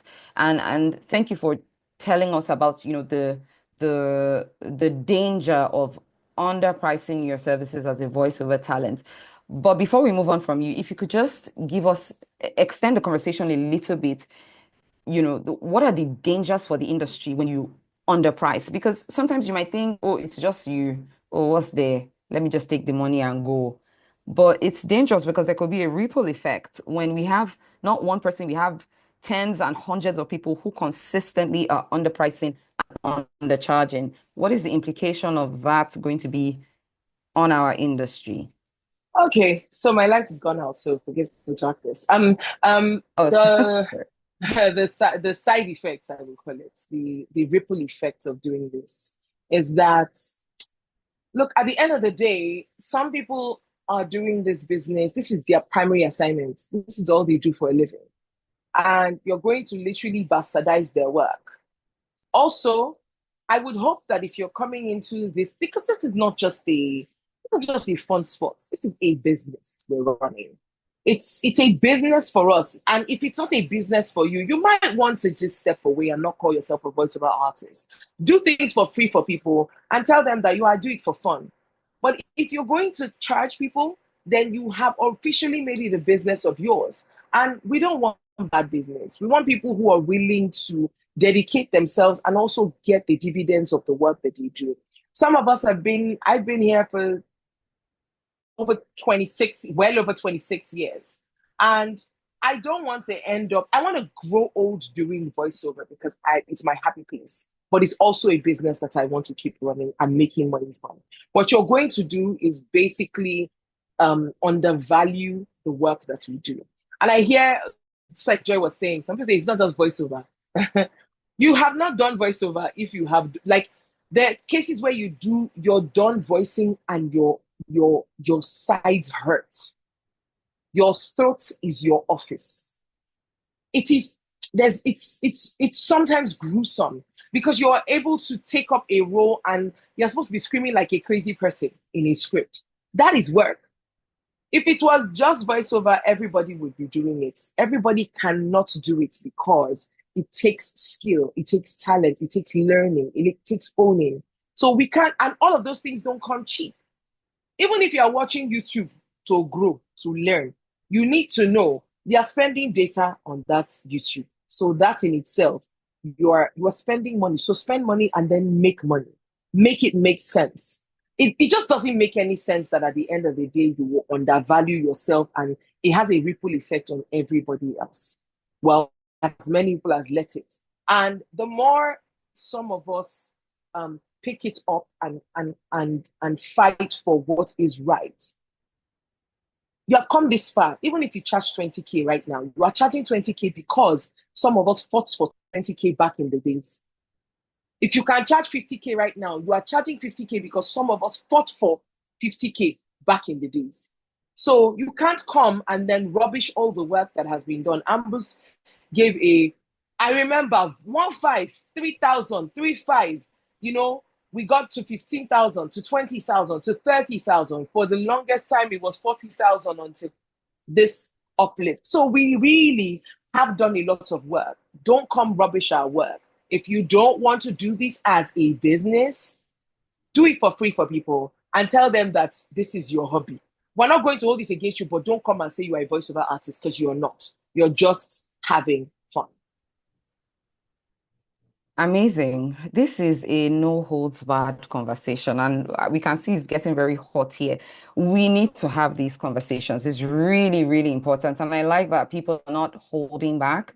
The OGs, the veterans, and everyone in the room, everyone is speaking up. This is a very important conversation. When Tico and I were speaking just before this session started, he talks about how he put out a video and a couple of other artists also put out a video talking about the rates, and he felt that it was a strict, right? And there was no nuance. So we decided, you know what, we're going to bring in some nuances into the entire conversation. And I think Choma BBB already introduced some when she talked about when you're doing voiceovers in a region that is not very commercial, maybe some states that are not very commercial, you might want to look at your rate. But there is really no excuse where you are in commercial cities and you tell yourself that this is a career that you're doing or this is a job that you're doing and you consistently undercharge, underprice your services. You're not only damaging yourself, your reputation, your brand, but you're also damaging the reputation and the brand of the industry as a whole. And you're giving other professional artists a lot of work to do, because the time that they would have spent negotiating higher fees, they would be convincing clients that, it's not just to talk. What we're doing here is an actual job, right? So underpricing services is dangerous, not just for individuals, but the entire industry as a whole. And thank you, Choma, for just, expanding on that conversation. I see a hand over there, and I see people saying, well said. I see people saying, I love it. People are giving feedback in the comments. Please keep the feedback coming, and also keep your questions and your comments coming if you do have any. Okay, Tico says that Ahmed Olalikon is in the room, so you're very welcome, Mr. Ahmed Olalikon. But at this point, I want to open up the floor. If you do have any question or burning concerns or comments to add to the conversation, please feel free to raise your hand in the chat, and then I'll bring you up, right? Okay, Mr. Ahmed, I have a question here for you. The AVOA rate talks about charging in the Nigerian context. And let's be honest, yes, we need that for the Nigerian context, because I believe you can earn a viable living or viable earn just by working in the Nigerian market. But we see that a lot of freelancers and a lot of voiceover artists today are playing in the international space and the international market. So this question is for Mr. Ahmed Olalikon. The rate card that we have right now, how can we marry that? And, you know, how can we marry that and strike a balance with charging clients internationally? So do we use the AVOA rate card as a guide? Do we discard it and look, and pick up international rate guides like the GVAA rate guide? What do we do? We marry those two rate cards, the Nigerian rate card, the AVOA rate card, pardon me, and international rate cards to set our rates and our prices? Or is it that it doesn't concern AVOA when you're freelancing from Nigeria? All right, hello, guys. Sorry, I'm late, Jerry. Can you hear me? Lenny, Yes, can you hear me? clearly. Yes, clearly. Welcome. Okay. Yeah, thank you. Thanks, everyone. Good evening. I just joined a couple of minutes ago, and I like it. I like the vibe that we're getting in the industry. So, about that question, Nigeria is Nigeria. That's the truth. The international space, is the international space. I don't think it will be appropriate to do Nigerian jobs based on the way we charge for the international clients, because there are two different turfs. Apart from voiceovers in any space, the moment there's this about cheap labor in Africa, whether or not we like it. It plays everywhere in every space. So I won't say because I did a job for an American company and they paid me $1,000, then they should pay $1,000 in Nigeria. That's a no-no. Anybody who does that, you're not talking reality. I can't also say because the AVOA rate is 150,000 naira for the least audio, then outside they should pay me 150,000. There are two different spaces. So if you're playing on the spaces, if you're playing on the international turf, I think as a voice talent, you should understand what happens there, what the pricing is, the value you're bringing in is, and operate based on those parameters. If you're operating in Nigeria, the same thing, you understand the space. But one thing I believe in all of this conversation is that we need to, when we have conversations like this, we need to have representatives of the agency with us. Yes, it's a good move. I like it. I was to draw the attention of AVOA and Voice of T-Code and the team. I was to draw their attention to it. We need to have the agencies because they still play a very, very pivotal role as long as voiceovers are concerned. Yes, technology has made it easy for some people to reach out to clients directly. Clients can reach out to some talents directly and have conversations based on, their negotiating power. But that notwithstanding, the agencies still play a major role. And for me, for like 2 years now, I've decided I don't work with agencies anymore. But the last time I did a job for the agency, even after the emergence of the AVOA rate, they were still paying below the AVOA rates. The agencies still pay you. I don't know if anybody has a different explanation, but at least if we need to count three agencies in Lagos, in Nigeria today, we count those agencies. They still pay that rates. They still paid it like a job I did sometime last year. I'll say that was one of the last jobs I did with them. They still paid the old rate. And I'm like, when are you going to effect? When are you guys planning on effecting the new AVOA rates? So for us to move in these conversations, we need to have these guys on board because they still pay those things. They pay it. The only time it comes different is when the client insists and tells you, we want a particular voice. This is the voice we want. And that way, the moment I just get an inclination that the client wants my voice, I give you my bill. Okay, if you can't pay my bill, you move. So that's what I think, basically. Back to your question, on the international turf, let's operate that way. On the local turf, let's operate that way. Let's just understand how the pricing works on both platforms, and work that way, considering the value we're bringing in. Amazing. Thank you so much. That was very robust. So if I'm hearing you correctly, when in Rome, behave like the Romans. So if you're playing on the international turf, find out what the standards are over there and charge accordingly. If you're operating on the local turf in Nigeria, your AVOA rate guide is a guide for you to charge. And I think it's really important because that was one of the questions that I wrote down when you talked about bringing in advertising agencies into these conversations. And I think it's going to lead me to a question for Joy Obekene, seeing as she's an executive.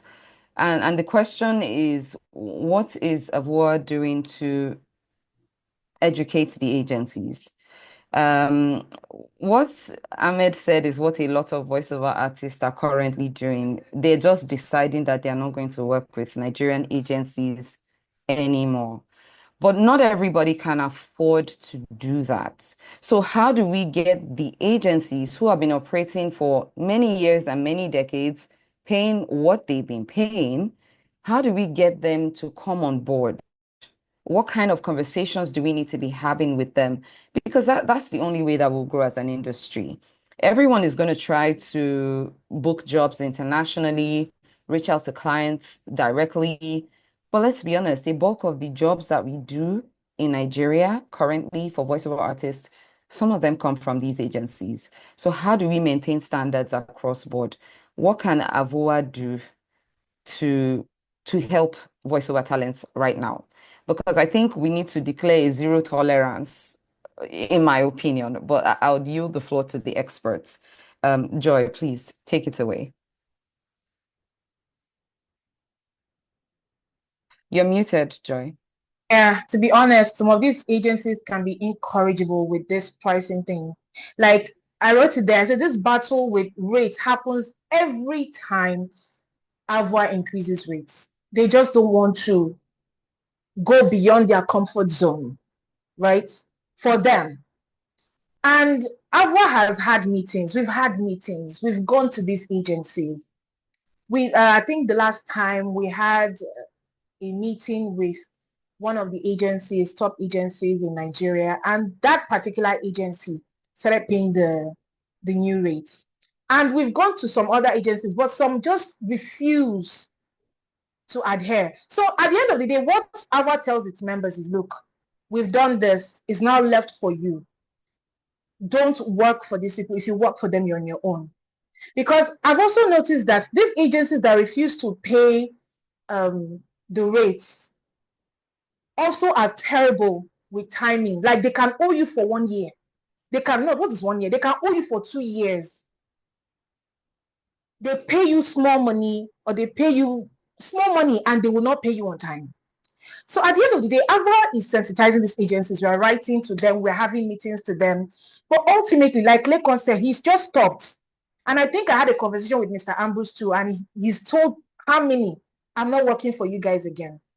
So at the end of the day, it's left for the voiceover artists to know that, look, if I keep working for this agency, they're going to keep paying this amount. Am I comfortable with this amount? And let me tell you one thing about these agencies. There are some voices that they cannot do this with. When they want a particular voice, let me mention, okay, let's say they want a Femi Sowolu because he's a brand. They will not do what they do with him. They will pay his money and pay extra. And Mr. Femi Sowolu will not leave his house until he sees his money complete. So at the end of the day, it's left for you to put value on yourself. If you want to keep working for agencies that are notorious for not wanting to pay, it's on you. But for AVOA, we do our own part. We have meetings, we write to them, we let them know that this is the new way to sensitize them. But eventually, it's left for voiceover artists, even if a bulk of the jobs come from them. Like I remember there was one time an agency reached out and they said they can only afford, they said this less than the barest minimum, like it's less than 100,000. That's what I just told them, please, I can't. Go meet somebody else. But I always tell voice artists, be so good at what you do that you cannot be ignored. Be so good at what you do that when you set the standard, they will come for you and they will pay.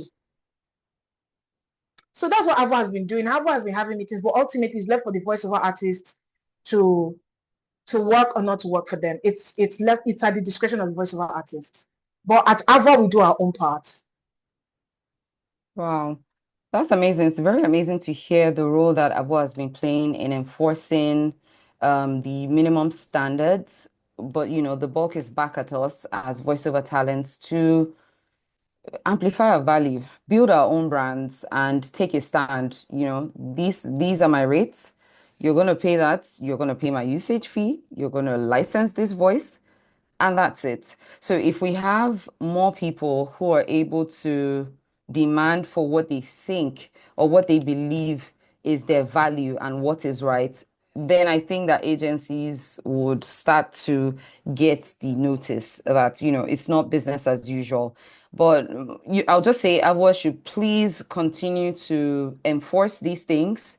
Just enforce standards, have conversations, because we've had so many conversations targeted at voiceover artists. Voiceover artists need to do this, talents need to do that. But I think it's also important that we enforce some of these rules and laws. I wish we had, better laws enforced in Nigeria, but I mean, we're where we are. So, voice artists, please do your own part, take a stand, check the rate guide, make sure that you're not going below minimum standards, just so that our industry will continue to grow. So thank you, Joy, for that. At this point, again, if you have any questions or contributions, please feel free to chip in, because I'm going to be taking last words from all the panelists now before we hand over to.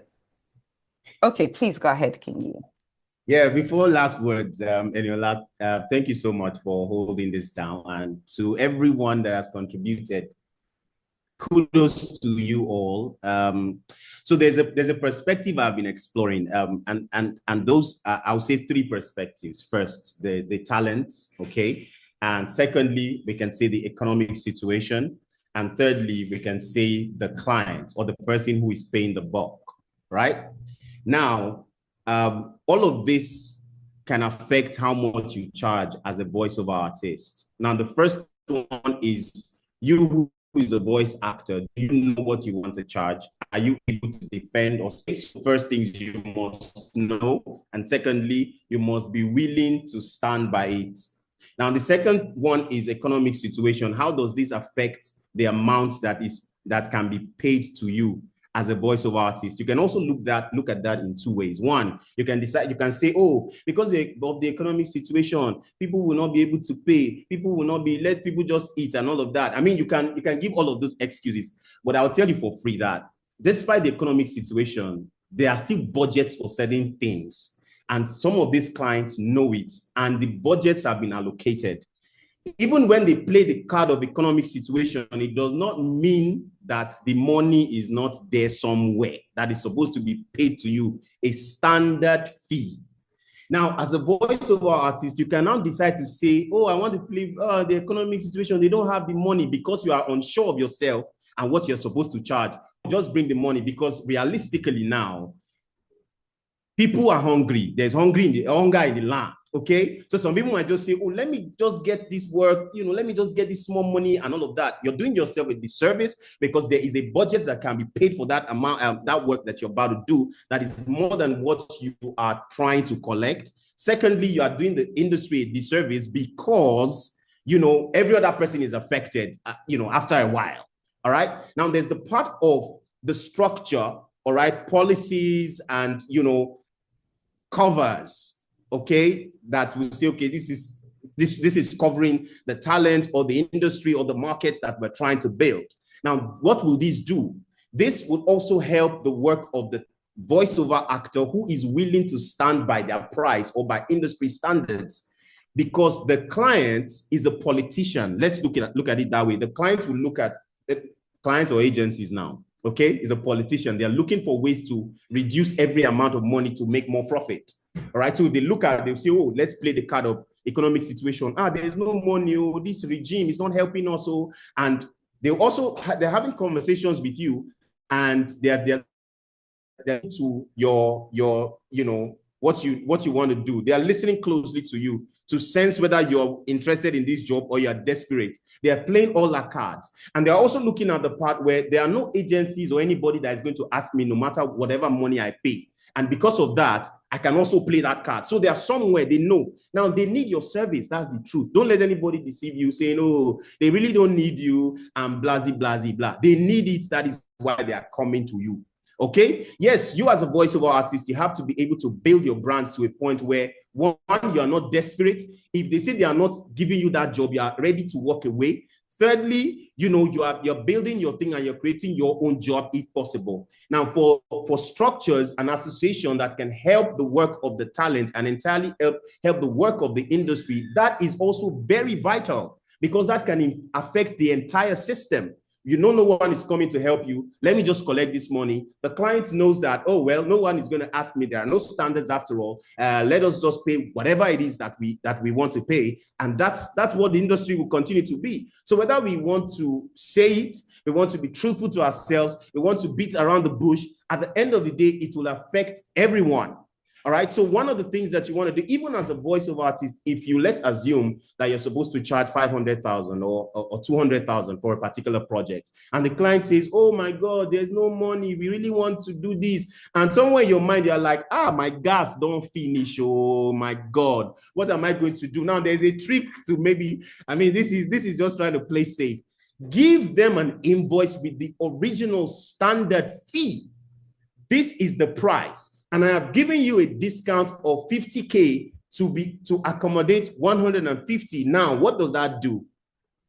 Realistically, I think that we have to be realistic to ourselves. It doesn't make you die and go out of business. Because for you to be a voiceover artist, you must be alive and function. For you to have a business, for you to sell your products, you must be in business. All right. So let's assume that's what you want to do, and you decide that, oh well, God, this faith that I'm holding, this faith is getting weak. Let me just collect this money. Send an invoice, have the standard fee written on there, okay? And then say, I have given you a discount of so and so amount, right? What does that do? It protects the people who would want to charge that original fee, and the client is not feeling like this is strange, okay? And also you are alive to keep going and hoping for better days ahead.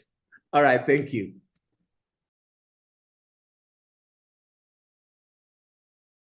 Thank you. Thank you so much, King E, for that very passionate delivery. And I'm sure that we've learned something.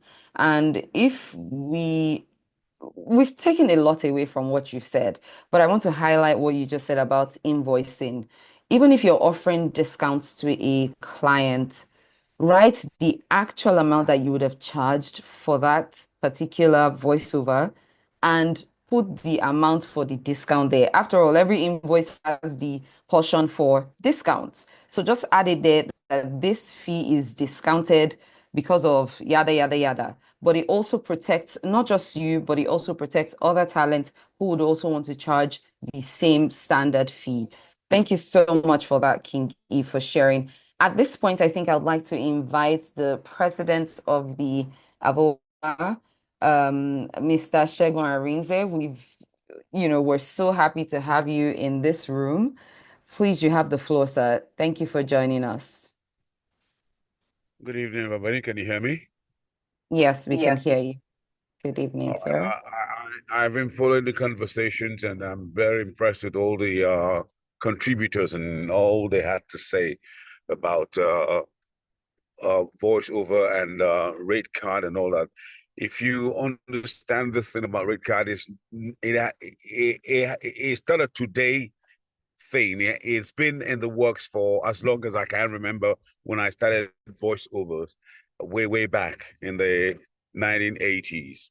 And then we didn't have anything like AVOA, but we had just a collection, a pool of vested interest in voiceovers who felt that they could push their costs. And then, of course, AVOA now came along, and then agencies now started exploiting and all that. I listened to all the conversations, like I said, interesting. What this has just told me now, I'm making a promise now, making a vow now that we've visited, before I say what I want to say, we have visited a lot of agencies. Myself and my vice president, we went to Extreme Ideas, we went to all the agencies, we spoke with them about this rate card, even to the extent of those that were being owed. Quite a number of voiceover talents were being owed, and the money was like it was never going to happen. It was becoming very moribund that there were going to be bad debts here and there. But the truth be told is that some of us are also liable for this. We're also guilty of it. I had quite a number of people say that out of desperate, my gas is down, my children's school fees are down. And if you stand your ground, yes, I make bold to say that one of the highlights of my career as a voiceover artist was when I earned 1 million naira. Not now, way back when Jonathan was running for president, and these white guys came in. They were the ones packaging Jonathan for his campaign, and I insisted I was going to take 1 million naira for my voiceovers, and they agreed. In fact, at the end of the day, I made more than 1 million naira because the cost of flying me over anywhere I was. If I was in Lagos, they'll come to meet me. If I was in Abuja, they will come anywhere I was. They'll fly me down to go and do the voiceover, and I made more than that. Now, what am I saying in essence is that I want to see a situation where I want to get the DG of ACON, that's the Advertising Regulation Council of Nigeria, the DG, who I know. Can you hear me? Hello, can you hear me? Yes, we can still hear you. We can hear you. Yes, we can hear you. We can hear you. Yeah, so I want to have open a discourse with Ifada Lapo, the DG of Arkan, and I'm also going to ask him that we get all the MDs. I don't want to play small. See, there's a saying: if you want to eat frog that has eggs. So I'm making it clear here now that I'm going to have Ifada Lapo myself. Get all the MDs. I don't want to even play with creative directors. I want to deal with MDs directly and say, this is what I want for my voiceover talent people, my voiceover talent. If you're not paying it, then there'll be a problem. Let's find a way to sort this matter out. You can't be exploiting people. Look at somebody like the late James L. Jones. This is CNN. Till now, his children still enjoy from that. They do enjoy from it. I read something recently about Vincent Price, who did the voiceover for Michael Jackson on his album. And he was offered $20,000 as at that time, as against take a percentage of the royalties that come from this album, and he chose $20,000. Now imagine if he had agreed for percentage on the album, on the Thriller album of Michael Jackson, how much he would have been making by now. And James L. Jones is better for it. We all know James L. Jones from Play the King in Coming to America. So why can't voiceover artists make money from their voiceover, from their talents? Why would I do a voiceover for one agency and the client changes his agency and they take my voice to the next agency without paying me? Why would anybody do that? I'll sue you from here to Cape Verde. So we need to begin to change our own narratives. We need to take these narratives into our hands and change our own narratives. It's not a question of if you get to Rome, what they do in Rome, you know. We've passed that level. The world has changed. Since after COVID-19, things have changed. We need to begin to re-strategize and change and let the narratives be ours. Let's control the narratives. Nobody tells me my story. I tell you my story. I know where I'm coming from. And so this is what I want to do for myself. And this is what I want to do. We need to leave something, a lasting legacy, so that tomorrow, when they ask you questions, what did you do? Did you fold your arms and were watching? No, it did so and so and so. And that I'm president of AVOA does not mean that doesn't restrict me to not working for every other voiceover talent. Yes, I want every voiceover talent to be recognized and to be associated with AVOA. But this is a collective decision. This is a collective fight. And that's what I'm going to do. Whether you're a member of AVOA or not a member of AVOA, once you're a voiceover talent, we're going to fight for you. And that's what I've decided to do. Thank you. Amazing. Thank you so much, sir. Everyone, please, if you could just leave a comment for Mr. President in the comment section. I just want to see Mr. President and your applause and your emojis, because this is the type of decisive action that we need. And Mr. President has already promised us that. So please let us appreciate Mr. Segun Arinze for this very passionate delivery that he has given us today. We really appreciate you taking the time to speak to us today, sir. Thank you, thank you, thank you, thank you so much.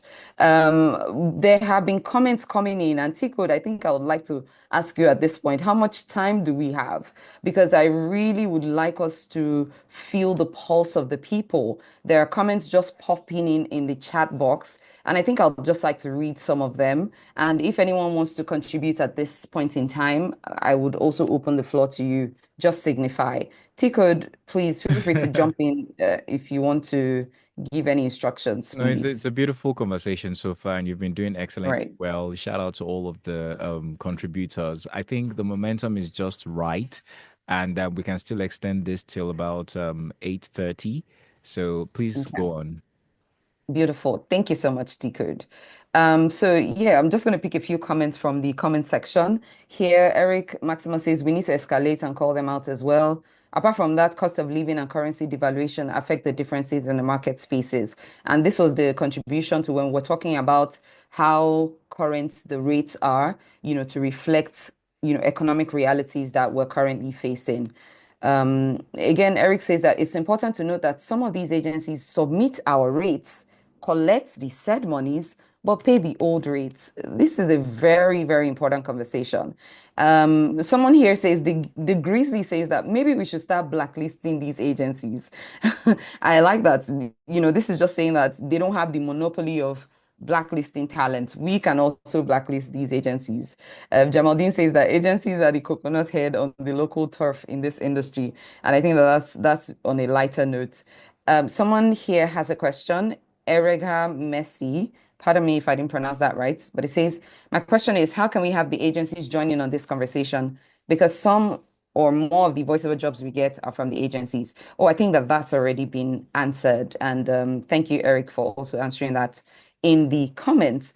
Ivy King says, my question is, what courses would you recommend for an aspiring voiceover artist to take before starting their career? So in Nigeria, we have training schools, we have Voiceover Academy, we have Voiceover Workshop. We also have courses by AVOA, I believe. So, I mean, it's a no-brainer now. AVOA is open for every voiceover talent to join. You also take webinars like this that is planned by AVOA. So be on the lookout for some of those institutions that I mentioned. And, a little research as well will go a long way in bringing out the organizations that offer training in Nigeria. Felicia says, thank you so much for this insightful event. Though I joined late, would appreciate if a recording will be made available. Okay, I think Tico will communicate that to us. Okay, so this is a very interesting one. Victoria Ugunremi says that if there could be a way to sensitize the public, and not just only within agencies and talent, but the public on the importance of voiceovers. I still have people asking me what voiceover means, no matter how many times I post about voiceovers. If there could be a way, that would really be great. I'm not sure if I make sense. Oh, you make a lot of sense. And I don't know if someone, on the panel would just like to answer this question. Excuse me. Hello. Oh, Hello. please go ahead. Oh, please go ahead, sir. That's a very funny question. What the voice was. You will not believe that I was in a conversation with the governor of Lagos State, Sanwo-Olu, and he said, "What's voiceover?" And I started explaining what voiceover talents do. A lot of them don't understand. I said, the Wow. campaign that you do, your campaign, and you're shouting and screaming, it's the voiceover talent that does it. Because you're not going to come out and start shouting voiceover, reading your voice. So that brings us to that question that we need to sensitize people about what the voiceovers do. Who are these voiceover talents? And I want to say a very big thank you to T-Code for doing this, VoiceVerse for doing this. T-Code is also at the behest of what we're doing in a couple of months from now, in the next next 60 to 80 days from now. It's called the Voice Fest, 1,000 voices, because we need to begin to creep into the consciousness of society and let them understand it's not just about acting, it's not just about modeling and all that, or doing broadcast. Who is a voiceover talent? We need to begin to signpost it. We need to begin to signpost it and let everybody know, bring it to everybody's face. Even in your dreams, you know who a voiceover talent is. We need to begin to earn that respect. And so once you earn that respect as a voiceover talent, people understand it. And that's supposed to, well, our own version of James L. Jones, probably, I'm not saying, is Femi Showolu. So we need to begin to let people understand that, listen, these are the talents. No matter what your age is, let's get them. Do you know we don't even have children who even do voiceovers? We don't have young voiceover talents. So some of them are very timid. So the minute we begin to break into all this and make it go viral, make it strengthen, let people know these are the functions. This is what the voiceover talents can do. The creative business. God, we're gonna make.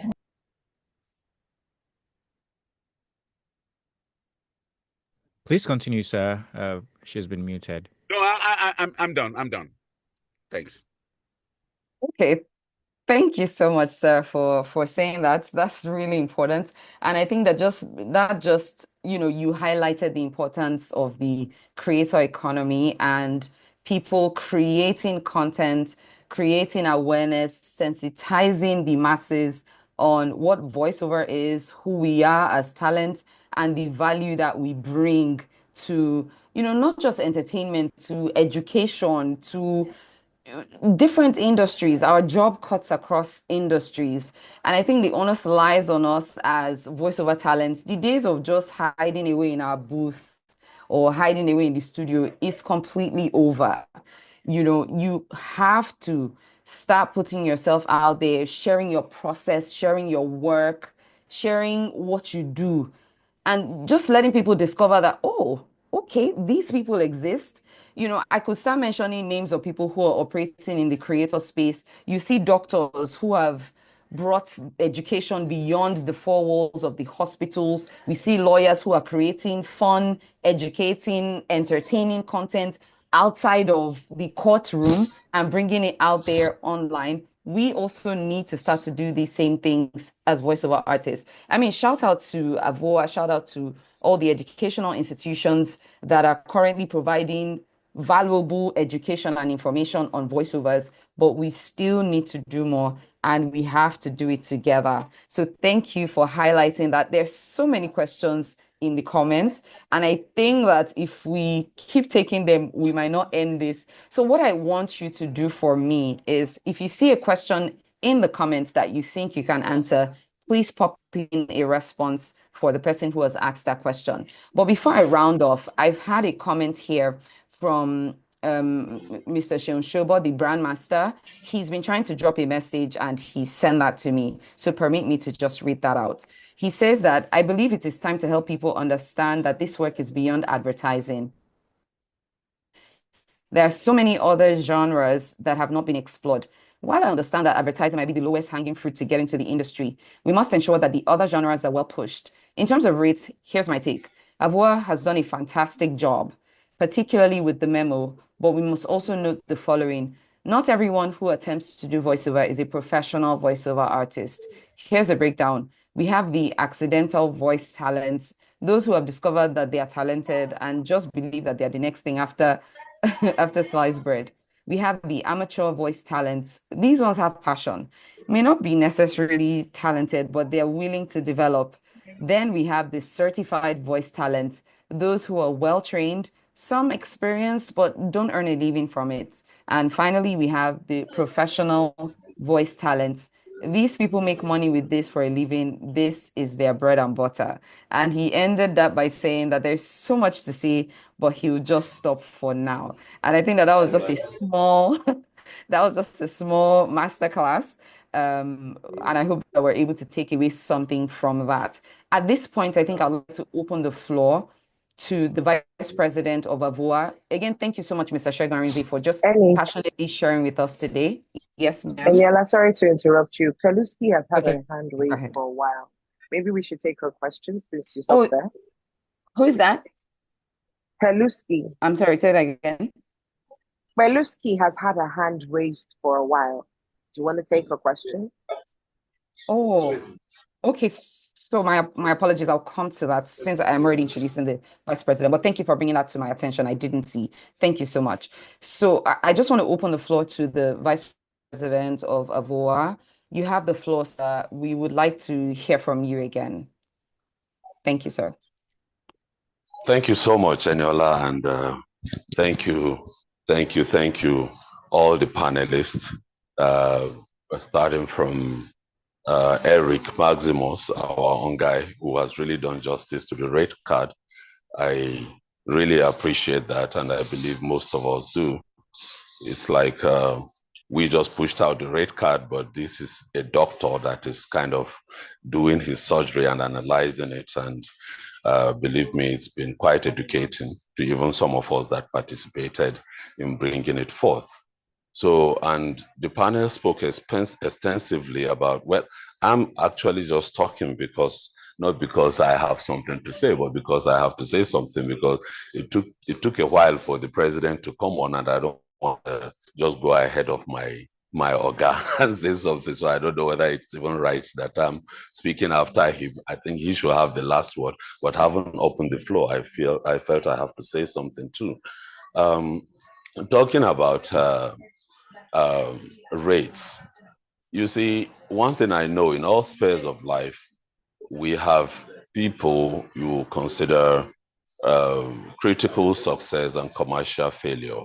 And then we have people in rare cases that are commercial failures and critical success.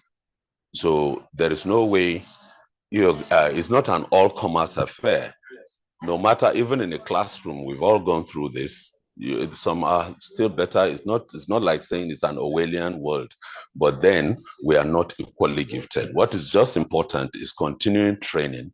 What we're doing here, congratulations again, T-Code. What we're doing here is actually the way to go. And I believe if we can bring all this energy together to bring about trainings like what AVOA is actually pushing for now, called the Voice First, 1,000 Voices. And we can have many trainings like that. I'm sure, I know King E is doing a lot in that regard. T-Code is doing, everybody in this panel is doing his little bit, but if we can bring all our energy together, and there are artists who are just not businessmen. They are very good at their craft, but when it comes to business, believe me, they are down there. They're just on just next to zero. So, and there are people who are good businessmen who know how to package well, but they struggle with delivery when it comes to the real work. And I'm sure if we can have trainings for all this, the technical aspect of this job, the business aspect of this job, over time, we know it's not an all-commerce affairs. In every field, there are average Joes. But then if we keep raising the bar, I believe we'll have more people scaling the bar. And at the end of the day, in our twilight, or even when we finally retire, because every good thing comes to an end, whether we like it or not, the only thing that will give us that everlasting happiness is to look back and say, yes, we have created people better than us. We have left the industry better than we met it. And I believe that this webinar, particularly this webinar, is pivotal to this recognition.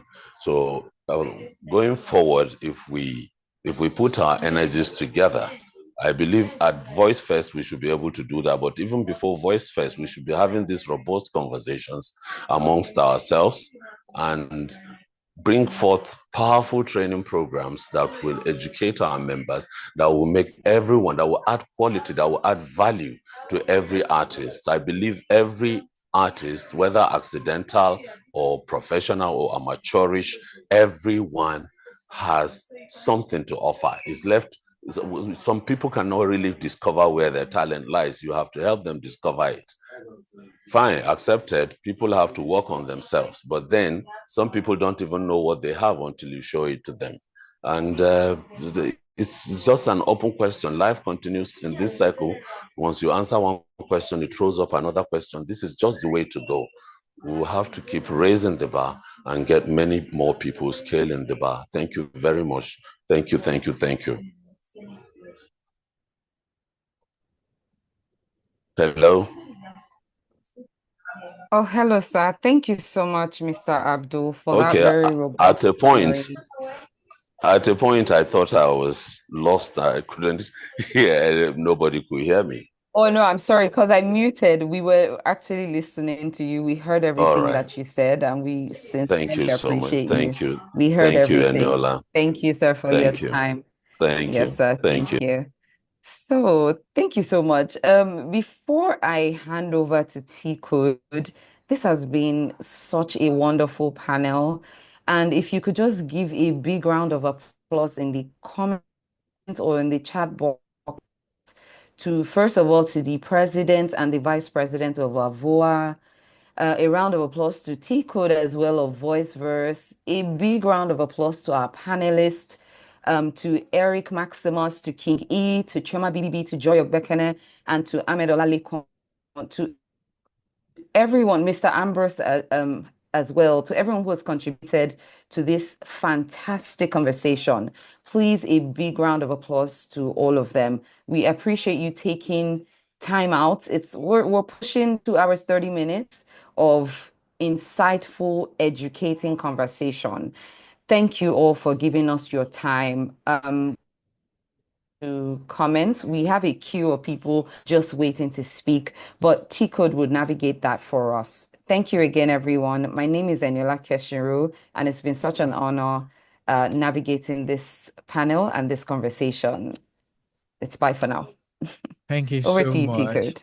Thank you so much, Eniola. That was such a Sorry, session. T Code, for the little. Okay. Sorry for All the right, little sir. interruption, T Code. I Okay. have to head to the mosque. I just couldn't go because I thought I could listen to the end. Oh, no problem, sir. Do Thank you I have so your much. permission to do that? Oh, yes. Thank you. Thank you. All right, Thank you. sir. Yeah, Thank you. No, it would be rude to just leave like that. that's very Thank you. kind of you, sir. Very kind. All right, ladies and Chico, gentlemen. Chico, Yes. Yes. I apologize, but I have to interrupt you a second time. I know Yes. this is unethical, but please. Yeah. Two things. Someone just asked a question about charging for script. Of course, you should charge for script. That's intellectual property without a question. If you don't charge for script, whoever is writing their script is getting paid. Why shouldn't you get paid? But the other thing I want to say is, it would be nice that after this conversation, we actually are going to get to see strategies, plans, the way forward to actually effect the changes so that this is not just another rounded, beautiful conversation that has no weight. And finally, I want to make a suggestion to AVOA.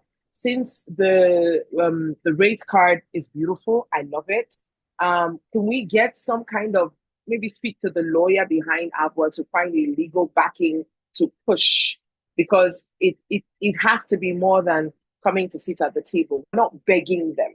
We're letting them know that industry standard has changed. Get on board or stop using voice over artists. So we need to find a proper like legal backing that supports what we're doing so that it holds water.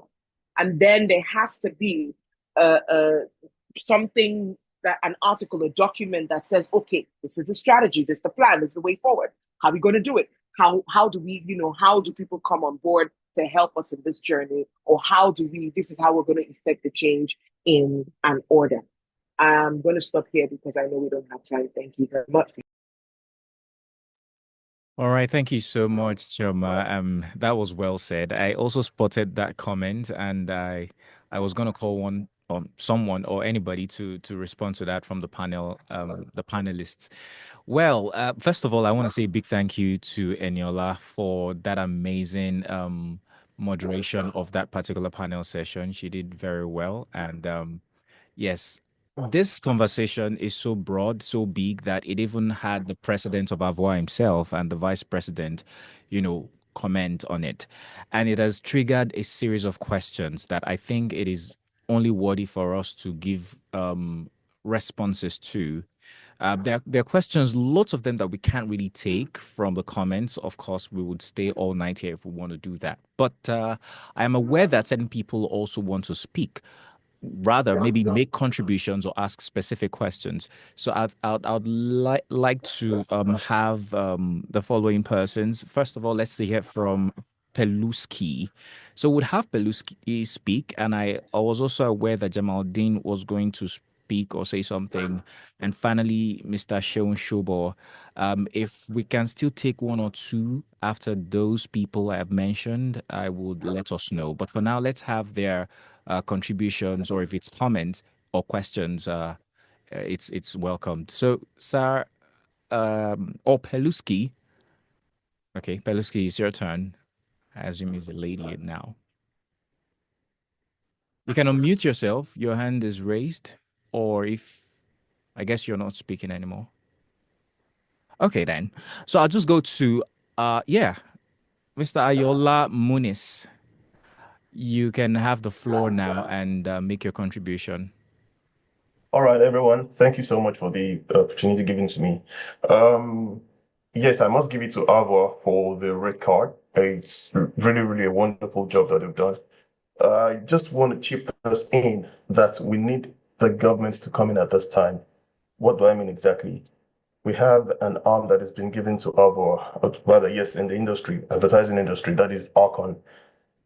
If Archon does not come in to give us that support that is needed, the agencies won't take us as a serious association. So I just want to plead with the leadership of AVOA to do everything possible to get Archon, that's formerly APCON, involved so as to speak with the agencies. That's one. Number two, all agencies don't have the same budget. So how do we manage that? That's the question I have. And then the other one is just a contribution. Thank you so much. Thank you very much, sir. Your question is directed about to how do we manage the idea that agencies have different budgets, if I'm not mistaken. All right, thank you so much. Just for background, Mr. Ayola is also a member of AVOA, having been in this industry for over 20 years, I think, thereabout. Just acknowledging. Okay, so I would just have that noted down and take the next question. And then when we have these questions put together, we can have any of our panelists respond to them. So I know that. Hello. Oh yeah, Peluski. Sorry, Please. I guess that's a nickname. But then, please, I'm the mic. sorry. I'm sorry. It's all right. I was distracted the other time you tried to talk to me. Sorry. Okay. Hello, everyone. Hello. Hello. Can you hear me? Yes. You're yes. well. I actually want to thank everyone for coming on this kind of meeting, and I want to thank the organizers and everyone that is involved in this. I also want to thank the president for the encouragement. I want to thank everyone. Mine is actually kind of do I call it observation or something? And it has to do with challenges and experience of a growing voiceover artist or anybody that wants to get involved in voiceover. The whole discussion and the whole idea what we've been talking about is about how we'll be able to charge, how we'll be able to, how we get our remuneration, the exact amount, what we're supposed to be paid, how we're supposed to get the right payment, the right fee, how we're supposed to be treated. But one thing comes to mind And it has to do with the voiceover person himself, the voiceover person, the person that is doing the voiceover himself, especially when that person is new in the business, when he or she is just coming up. And it's, I'm very sure quite a number of A-list voiceover artists can attest to this. I'm very sure while they were growing up, while they're trying to be on that first five, level, their challenges and their hurdles, which sometimes makes it very difficult for them to say no, especially when they call you for jobs that are low, very, very low. There are some kind of jobs that they are way, way too low. Okay. You can't imagine when the normal rate for voiceover is 50K and somebody's trying to give you 10K. But do you know that in this present Nigeria situation, even before now, before this, economic wahala, there are times in the life of a voiceover person that 10K is like he's getting 100K. I don't know if I'm making any sense here, but there are times in the life of a voiceover artist, even those that are made today, they one time or the other, they must have gotten themselves in situations that are, that they just need to instead of going to get money elsewhere. Now, where this way I'm going, not to take too much time. Okay. Yeah, thank you. I think as a voiceover artist, even if you are there right now, you are among the top 5, I think you should begin to look for a side also. Do you get a kind of another source of income?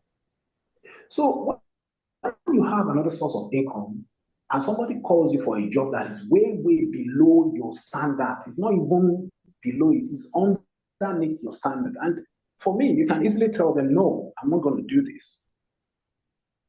All right. Do you get? All right. So it becomes very easy for that person because he or she has another source of cash flow. Okay. These are the challenges that most voiceover persons face. And I personally, I faced it. Not until when I was able to find my feet and been able to say no to some jobs that are terrible for me to do. That's just my contribution. All right, thank you very much. Everyone. Thank you very much. Sorry. All right, Eric, sorry, please go on. T-Code. I'd like to jump in here before it gets out of hand. Peluski, I understand what you're going through, but you see, the thing is this: we did go through that, but we didn't cave in. Wait. We didn't cave in. Know what I'm going through. Know what I'm going through. No, what you mentioned, as in what about going through about people reaching out to you and asking you to take certain jobs, and you're saying, "Oh, I look like big money." I can tell you for a fact, I went through it. Choma went through it. King E went through it. Yeah. You see, you need to also understand certain things. When you know what you're in for, it helps you understand what you cannot do. Because you see, no matter how desperate it got, and I can tell you it was desperate, I didn't do it because I knew I'm in Nigerian. What you do it in Nigerian today is what happens tomorrow. I've been in Nigerian all my life. If you give people, see, let me explain this. If you make yourself pray, you will always be praying. Not being a prey. It's unfortunate. I'm outside my home and my battery is almost gone. See, okay, let's look. Let's take a look at it from somebody that is just coming into the business. Is probably you at least you're one of you, a veteran. You've been in it. You know quite a number of us and all that. Now see someone that is just coming into the business, maybe he or she has just spent 1 year, 2 years, and normal rate for a voiceover, let's say, is 50K. This person is a student. I remember when I started voiceover, I was in school. Do you get it? But at that time, I understand. Let's for the sake of the time, let's just speed up. That time when I was in school, if someone should call me for a job of 10K, 20K, I can't even say no. Even if I want to say no, so I think I'll have to come in here, Peluski. Thank you so much. I can't let you continue because of time, but I do understand what your point is. I And I understand. I yeah, understand. and I So think that this matter has been somewhat addressed in previous sessions. I remember Choma talking about sometimes your region can affect, sometimes even the level you are right now in the industry can affect how you charge for voiceovers. But very importantly, and I think this is where Eric is panning towards, that if you establish yourself, or if you determine that this is the career path you have chosen, that there are certain things to respect. And I just think that there are still more nuances to these issues. The situation can be different case by case. Sometimes relationships affect how you price, and sometimes maybe just certain situations that we can't even fathom right now. But the I fact get is, the point, standard is actually. standard. Okay, thank For you. me, I think Thank. it's more like getting something to support yourself All while the right. challenge is Yeah, on. and that's In a that valid aspect, I point agree as with you. well. Yeah, we In all that agree. aspect, I agree with you. It's what we tell everybody. You don't jump into voiceovers full time from the very beginning. We say it to everyone. You Yeah. don't jump in full time into voiceovers. You grow into it. And that's my point. My point is that anybody who's taking that amount of money probably did not understand that concept. Something has to take care of you until you grow. Eric, it's just the fact that times season comes and people get into issues and they Okay. just need to opt It's not out. about times or season. Please, we're trying Do you get to All right. So elevate this issue. my What you're is doing is let's defending the voice issue. over person. Let's have an Okay. alternative source of income. So I 69. would have to say it here. I would have to say it here that we can't continue with this Yeah. particular topic. But I think you both are making sense, and it's just the fact that you are correct in your own respect. And I don't think we are going against ourselves here. I think we're saying No. the same thing. There are times you can, take this amount, but there are times you should not take those amounts under, whatever circumstance. And it also helps to preserve the reputation and the prestige of our work. And I would also add this to this conversation, right? Because I remember telling one of our OGs, we were having a conversation, and I said, of course, yes. The reason why I would be very hard on the so-called, professionals who would go very low when it comes to pricing is that let's imagine that someone like Eric, for instance, says for whatever circumstance, it takes something as less as 30,000 naira or maybe even 50,000 naira. Some will consider that to be considerable, but Eric is a brand. And when he does that, it makes it super difficult for people who are just coming up to convince that kind of client that this is the standard in the industry. So with great power, they say, comes great responsibility. And that's why when you arise or ascend to a certain level, I don't think it's wise to, stoop low to collect certain prizes. And it also is backed up by what you said, saying that we can consider side hustles. That's fine, especially if you're not stable yet in the industry. Anyway, we've spent a lot of time, looking at that particular question, and thank you for asking. Yes, I don't know if Jamaldin is still going to ask his question because I was told that he has something to ask. If that is not going to happen, there was a question prior to this one with Sir Ayola Muniz, who is also an OG, but he just wanted to, first of all, he added to the conversation talking about how there is a need for us to inform, sensitize ourselves better, and also have the government, be a part of this move. Someone also talked about lawyers before now. Now, this question is about agencies with different prices and how do we manage situations like that. I would want any of our panelists to respond to that. I know Choma is still here, and Ahmed Olalikon with King E, and Eric as well is here. So any of the people who have, been speaking to us so far, please, the floor is yours. Would love to hear your comments on this particular question. And while that is happening, you can feed yourself with information in the comment section. People are saying things and putting nuances to conversations that I think is really helpful. So who would like to help answer the question about agencies with different prices and how we can manage the situation as an industry? Eric, you want to say something? Choma? Okay, yeah. Let me quickly answer that. Yes, there are different categories of clients. You have big clients that can do nationals. You have smaller clients that can do only regional adverts. But one of the things I want to mention here, and I mentioned it even during my session, my time, and the brand master, that's Shobo, also mentioned it. There are different categories of, and there are also other categories of voiceover other than advertising. The only reason why we're making so much of a fuss on advertising is that about 70 to 80% of what is done in Nigeria is within the advertising sector, because a lot of production companies had not existed at the time. So even some of these agencies are doing stuff that are not even advertising related. Some of them are doing IVR. Some of them are doing documentaries on behalf of clients that they're acting as multi-purpose production companies. So that's the reason why, most focus today has been on advertising. But I have to emphasize that it's not only the advertising space that exists within the voiceover industry. I've mentioned so many others. We mentioned audio drama, we mentioned animation.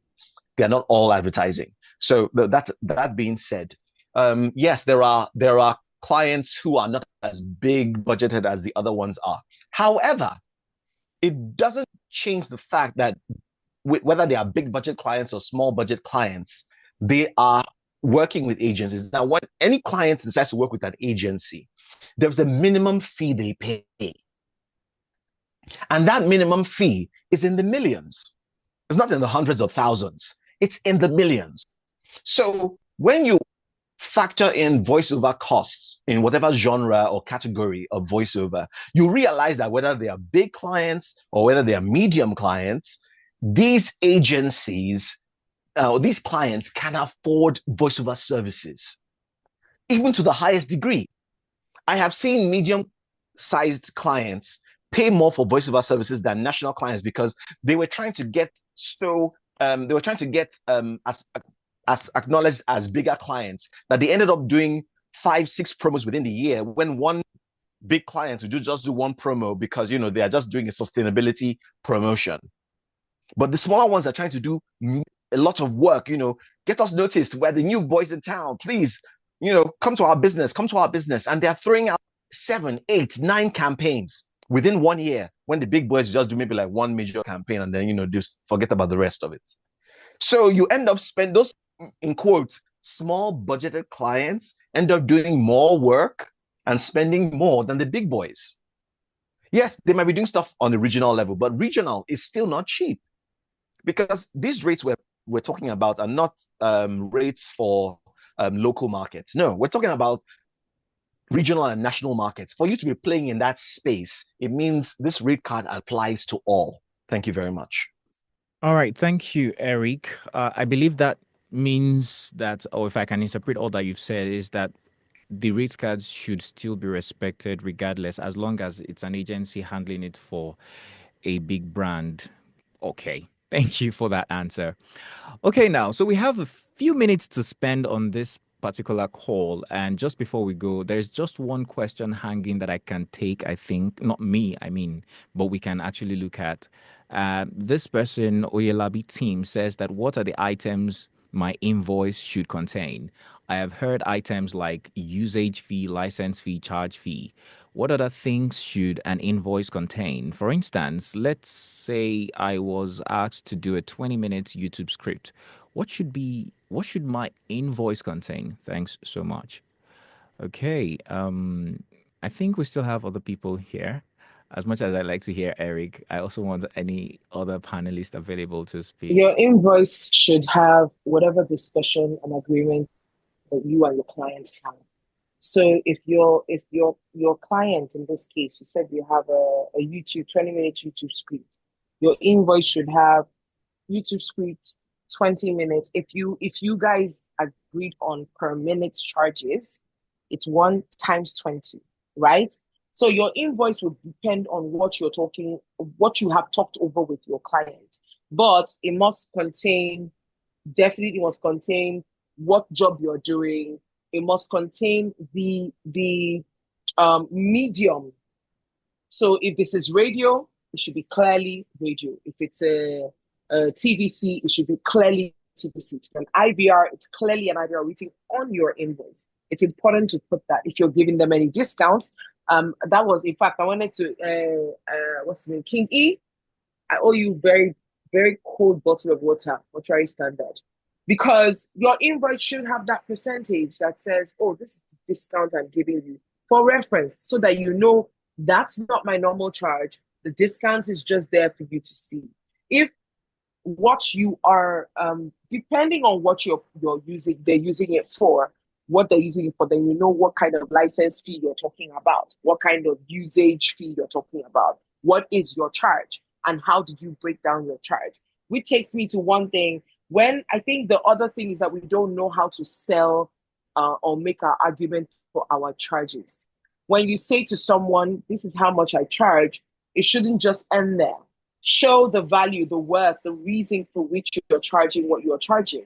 This is how much I charge, and this is why I charge that much. This is how much discount I can do for you because this is the standard charge. But I am using my personal discretion to take this, that discount, or give you this, that discount. I do agree, and sorry for chiming this in, but I feel like I need to. I do agree that yes, have other jobs, please, by all means. However, don't start what you can't finish. I said, when you're growing up, I did mention that when you're growing up, just starting in the industry, you might be able to do something. Sorry for a minute. You might be able to do something almost at free for someone, but understand that you're doing it for the experience and that your personal discretion. It's your choice to do that. However, as you encounter clients, don't keep settling. Every time you settle, they will come back for less even. And guess what? You will always need money. You will always have responsibilities. You will always be in that position where there's never enough money. I can bet the richest man still wants money, still needs money. So don't ever think, if you think that way, you will never give yourself any value or branding. I have had clients who have turned me, and I'm not talking about now, I'm talking about back then. There was a time where I said, I won't collect less than this. And they walked away. And guess what? After walking away for a while, they came back. You know why? Because you cannot contest my value. You cannot contest what I bring to the table. So if that's what you want to settle for, chip, and I say no, then, and you walk away, you'll be back, or someone better will have me. So if you don't put yourself, if you don't think like that, you will keep settling for people and you will never be rich and you will never make money and you will never do good out of the business. It's like saying I have a doctorate degree and I have 5 friends that have doctorate degrees and they're all earning 2 million. But you know what? Just because I want to be working, let me collect 200,000. It's the same doctorate degree that you have. So don't settle for less because you think that, oh, they will go to another person. Let them. And if they keep going to another person, then step up your game and do your job better. Done speaking. Thank you for your time. All right, let me just Okay. add to the invoicing bit. I think 2 things that are quite important to be there. The first one will be you have to definitely, very importantly, write how many edits you're going to do. Okay, make sure it's there so that because some clients can be very interesting. They will change the script at any time. They want to just mix certain funny edits and all of that, right? Say how much you're going to charge after 1 or 2 edits. Make sure it is written there. Sometimes we ignore these things because we just feel like they're not important, but they're important because when they are sending the second edit or the third one or changing an entire script, they know they are paying an amount because you have mentioned it in your conversation and you also added it to your invoice, all right? And the other thing that is also important that we don't talk about a lot or we don't talk about at all sometimes is VAT, value-added tax. It's important that you start considering these things because at some point you will start remitting your taxes and you have to collect it from somewhere to be able to remit or pay that tax, all right? But a lot of clients, and because of how dynamic our industry is, some clients will say, oh, we are not paying it. So there has to be that agreement beforehand. But it is important that if you should tell them that, okay, this is with the exemption, this particular charge or whatever we're discussing over the phone or over chat on WhatsApp is not inclusive of VAT, right? And then hear them out, all right?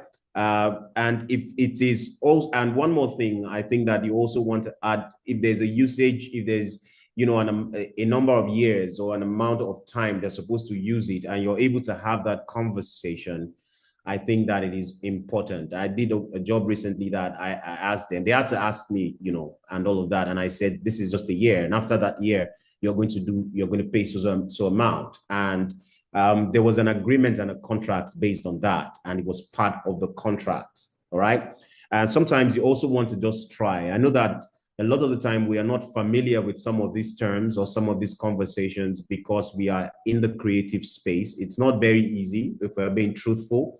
All right, you grew up your entire life, you've been a creative, you want to do everything passionately. I had to work my way to be able to even have this conversation or even do some of these things. All right, and it is very understandable. But at some points, depending on how much growth you want to experience, you have to start learning these things, start having the conversations, even at very, very low levels. All right, have conversations about tax, have conversations about how long do you want to use this, you know, what platforms, okay? Let the narrative be there. Just write it. Let it be an agreement, something that says, this is our agreement, this is what I'm delivering to you. It's a 30-minute YouTube, and this is the only platform you're going to be using. It is for 1 year, and this is the amount, this is the VAT, this is the discount I've given you, this is my original fee, and this is what it is. This is the amount of time you're going to do your edits or all of that. If you change it, this is the amounts that you're going to pay for changing it XYZ number of times. And I think that if we're able to do that, you may be able to solve some problems. It might take some time, but we are all work in progress, and it makes sense to just constantly look at the positive side of things and how we can readjust, re-strategize, find our paths, even if it's not making sense, because these things are possible. And if we put our minds to it and are willing to work hard enough, we will be able to get them done. All right, thank you. Thank you so Thank much. you, King E. Sorry, Tolu. It's Okay. Tico. Sorry, forgive me. King E, I need to buy you juice now. You have upgraded to juice. Thank you. Thank you. But I want to talk about the edits that you mentioned. Very typically, you should, if a client, if you do a job, you ask all the necessary questions, what energy do you want and that. My suggestion, and this is a tip that I use, I give you what you want and I give you what I think might work with that script. So I give you like 2-3 different versions, and you can pick the one that you want out of it. Now, I expect you, if you're coming back to me for correction, you're saying, oh, maybe I don't like the way this sounded, and that's your prerogative. Or I don't like the way that line went, or I would like this different energy. You come for one correction. When you come back for the second correction, if you're coming back on tone again, I'm going to give you, sometimes I give grace and say, okay, let's go back to what you want so that we can get it, because I'm not doing this again. Now, when it comes to adding words and, you know, and editing the script, it is your prerogative to say, if you're adding anything on the script, yeah, I'm charging for it, whether it's 50% for correction or 50% for edit, whatever it is, because I expect that before you bring your original script to me, you have done all the editing that you need to do, and you have approved that script, which is why you're giving me to voice it. If you're making any changes on the script itself, you are paying me for making those changes, because that was not a problem with me. It was a problem from your end. However, again, your relationship with these clients will determine how low you want to go for them. Don't go too low. Again, don't abuse us. Thank you. But think about the fact that there should be room to say, oh, I don't like the way this sounded and all that. That is something that you need to edit for them in terms of sound. Once or twice at the maximum. And then after that, but it comes to editing of words and script, that is a problem they have. So they should be considering you should be considering charging them. And I tell you this because sometimes when you do that, they know that they cannot play with you. When you tell them I'm charging you for every time that you bring a new word, a new sentence or something of the sort, they get their acts right before they come to you, and they're not going to be messing with you. But if you don't, and you keep giving them grace, okay, you will end up working for, they will take, in fact, if you're not careful, the first script you wrote that you voiced, they will keep it, and then the edits, they will keep it, and they'll be using both of them simultaneously, and you might not even know that you're being used both ways. Okay, I'm going to shut up there. All right, so I'm sorry. I missed out, and I think that Mr. Eric, I apologize. There's something that I missed No problem. out. I think that we need to also add to the invoice conversation, and it is how the payment has to happen. All right. Some people say 50% upfront and 50% immediately after the project is done, right? But a lot of the time for me, it's either 70 or 75% upfront, and after the project is approved or submitted, you're paying the rest immediately or within 5 working days of delivery. All right. And if you need to have that conversation and also add it to your invoice, so that it is not expected of you to record and send, and then you start looking for money. Now, I need to add that collecting 70 or 75% upfront is not a yardstick that a lot of the time that you will get the remaining 30% or 25%. I know that might sound strange, but the truth is that I've experienced a situation like that, right? An international client, but of course an African who didn't pay the balance of 25%. But it was easy for me to go through that because I already collected my 75% upfront. Okay, so in cases like that, that rarely happens. I mean, in my years of being in the industry, I think that's the one time. In cases like that, you're still fine. The pain is a little bit small. All right. Imagine that 100% is not paid to you or 75% is not paid. The pain is bigger. All right. So you want to try and also protect your mental health. Collect your 75% upfront and say, as soon as I deliver this, because some clients can be very interesting. So have that as part of what you write in your invoice. And I pray that God helps you and blesses the work of your hand. Thank you. Amen. Okay, so before I say what I wanted to say, of course, it's easy for some of us to say the 75 or 70% because usually our 70% is already more than the minimum what we charge. So that's why if they don't pay the 30%, we don't feel too bad because at least our 70% is already way more than the minimum. So that being said, and I'm speaking to King E, I'm throwing shots at King E for this one. Anyway, the reason why I wanted to come in was I think we're making a mistake between what we agree with clients and what is always to be put in the invoices. Because you see, a lot of the information that has been discussed here is too much information for an invoice. You see, that's why you are supposed to have agreements, either by email or a document sent to the clients to agree terms and conditions. And then in the invoice, you will say all prior terms and conditions discussed apply, or whatever phrasing you want to put in the invoice. So the invoice is a recap of what was discussed, as in on the financials and usage of what was discussed, not necessarily putting in all these terms that King E and our Queen Mother, Chama BBB are talking about. All that information might be too much for an invoice. So as much as possible, have all those conversations beforehand, have a document or an email with the agreement of everything discussed, and then you can now do the recap of it in your invoice as a sort of reminder to the necessary teams in question. Thank you very much. Let me find my way. I'm so sorry to cut in. Sorry, I've got to go. My breakfast is cold. I've not eaten it since morning because of this meeting. Enjoy, everybody. Thank you so much for good job. Really nice meeting some of you. Not in person, but, take care. All these Canadians, go away. Canadians, go away. All right. Thank you. It's such a pleasure listening to all of you. I mean, I had to just keep quiet to let my guys speak because these people have been there years before I even got into the industry, and it's a pleasure and also a good thing to see that they are more than willing to share this knowledge that they've gathered with years of experience. Many of those experiences were painstaking, by the way, but here we are, we're receiving it on a platter of gold, you may say. I want to say a big thank you to every one of them, from King E Afemike, the founder of Voiceover Workshop and Voiceover Workshop and Media, and also the founder of the Voiceover Conference, which is arguably the biggest voiceover conference in Africa. And I also want to say a big thank you to Choma BBB, our voice actor and coach. She has been there training. I don't know, by now Choma would have trained over 1,000 people. I also want to acknowledge Eric Maximus. Eric is just Eric. There's no two type of Eric. Is the Don, is the guy, is the Maximus, and he has helped us to demystify the rate card so well, so well, so well. Thank you very much. Also, one of our OGs, Ahmed Olalikon. Ahmed is such a respectable fellow who has done a lot. You would hear his voice everywhere. And he's also very knowledgeable, a strong member of AVOA who has been contributing his quota one way or the other. Thank you so much, Ahmed.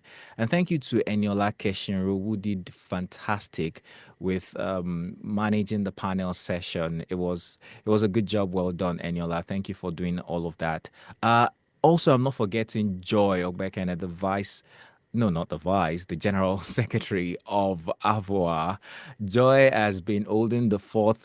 A lot of times when conversations of AVOA come on, Joy is always there to respond, and she's still doing so well for AVOA and also for herself. She's got over 20 years of experience, as a matter of fact, another OG in her own right. Shout out to you, Joy. And who else have I not mentioned? I want to acknowledge. Oh my, I need to meet this person.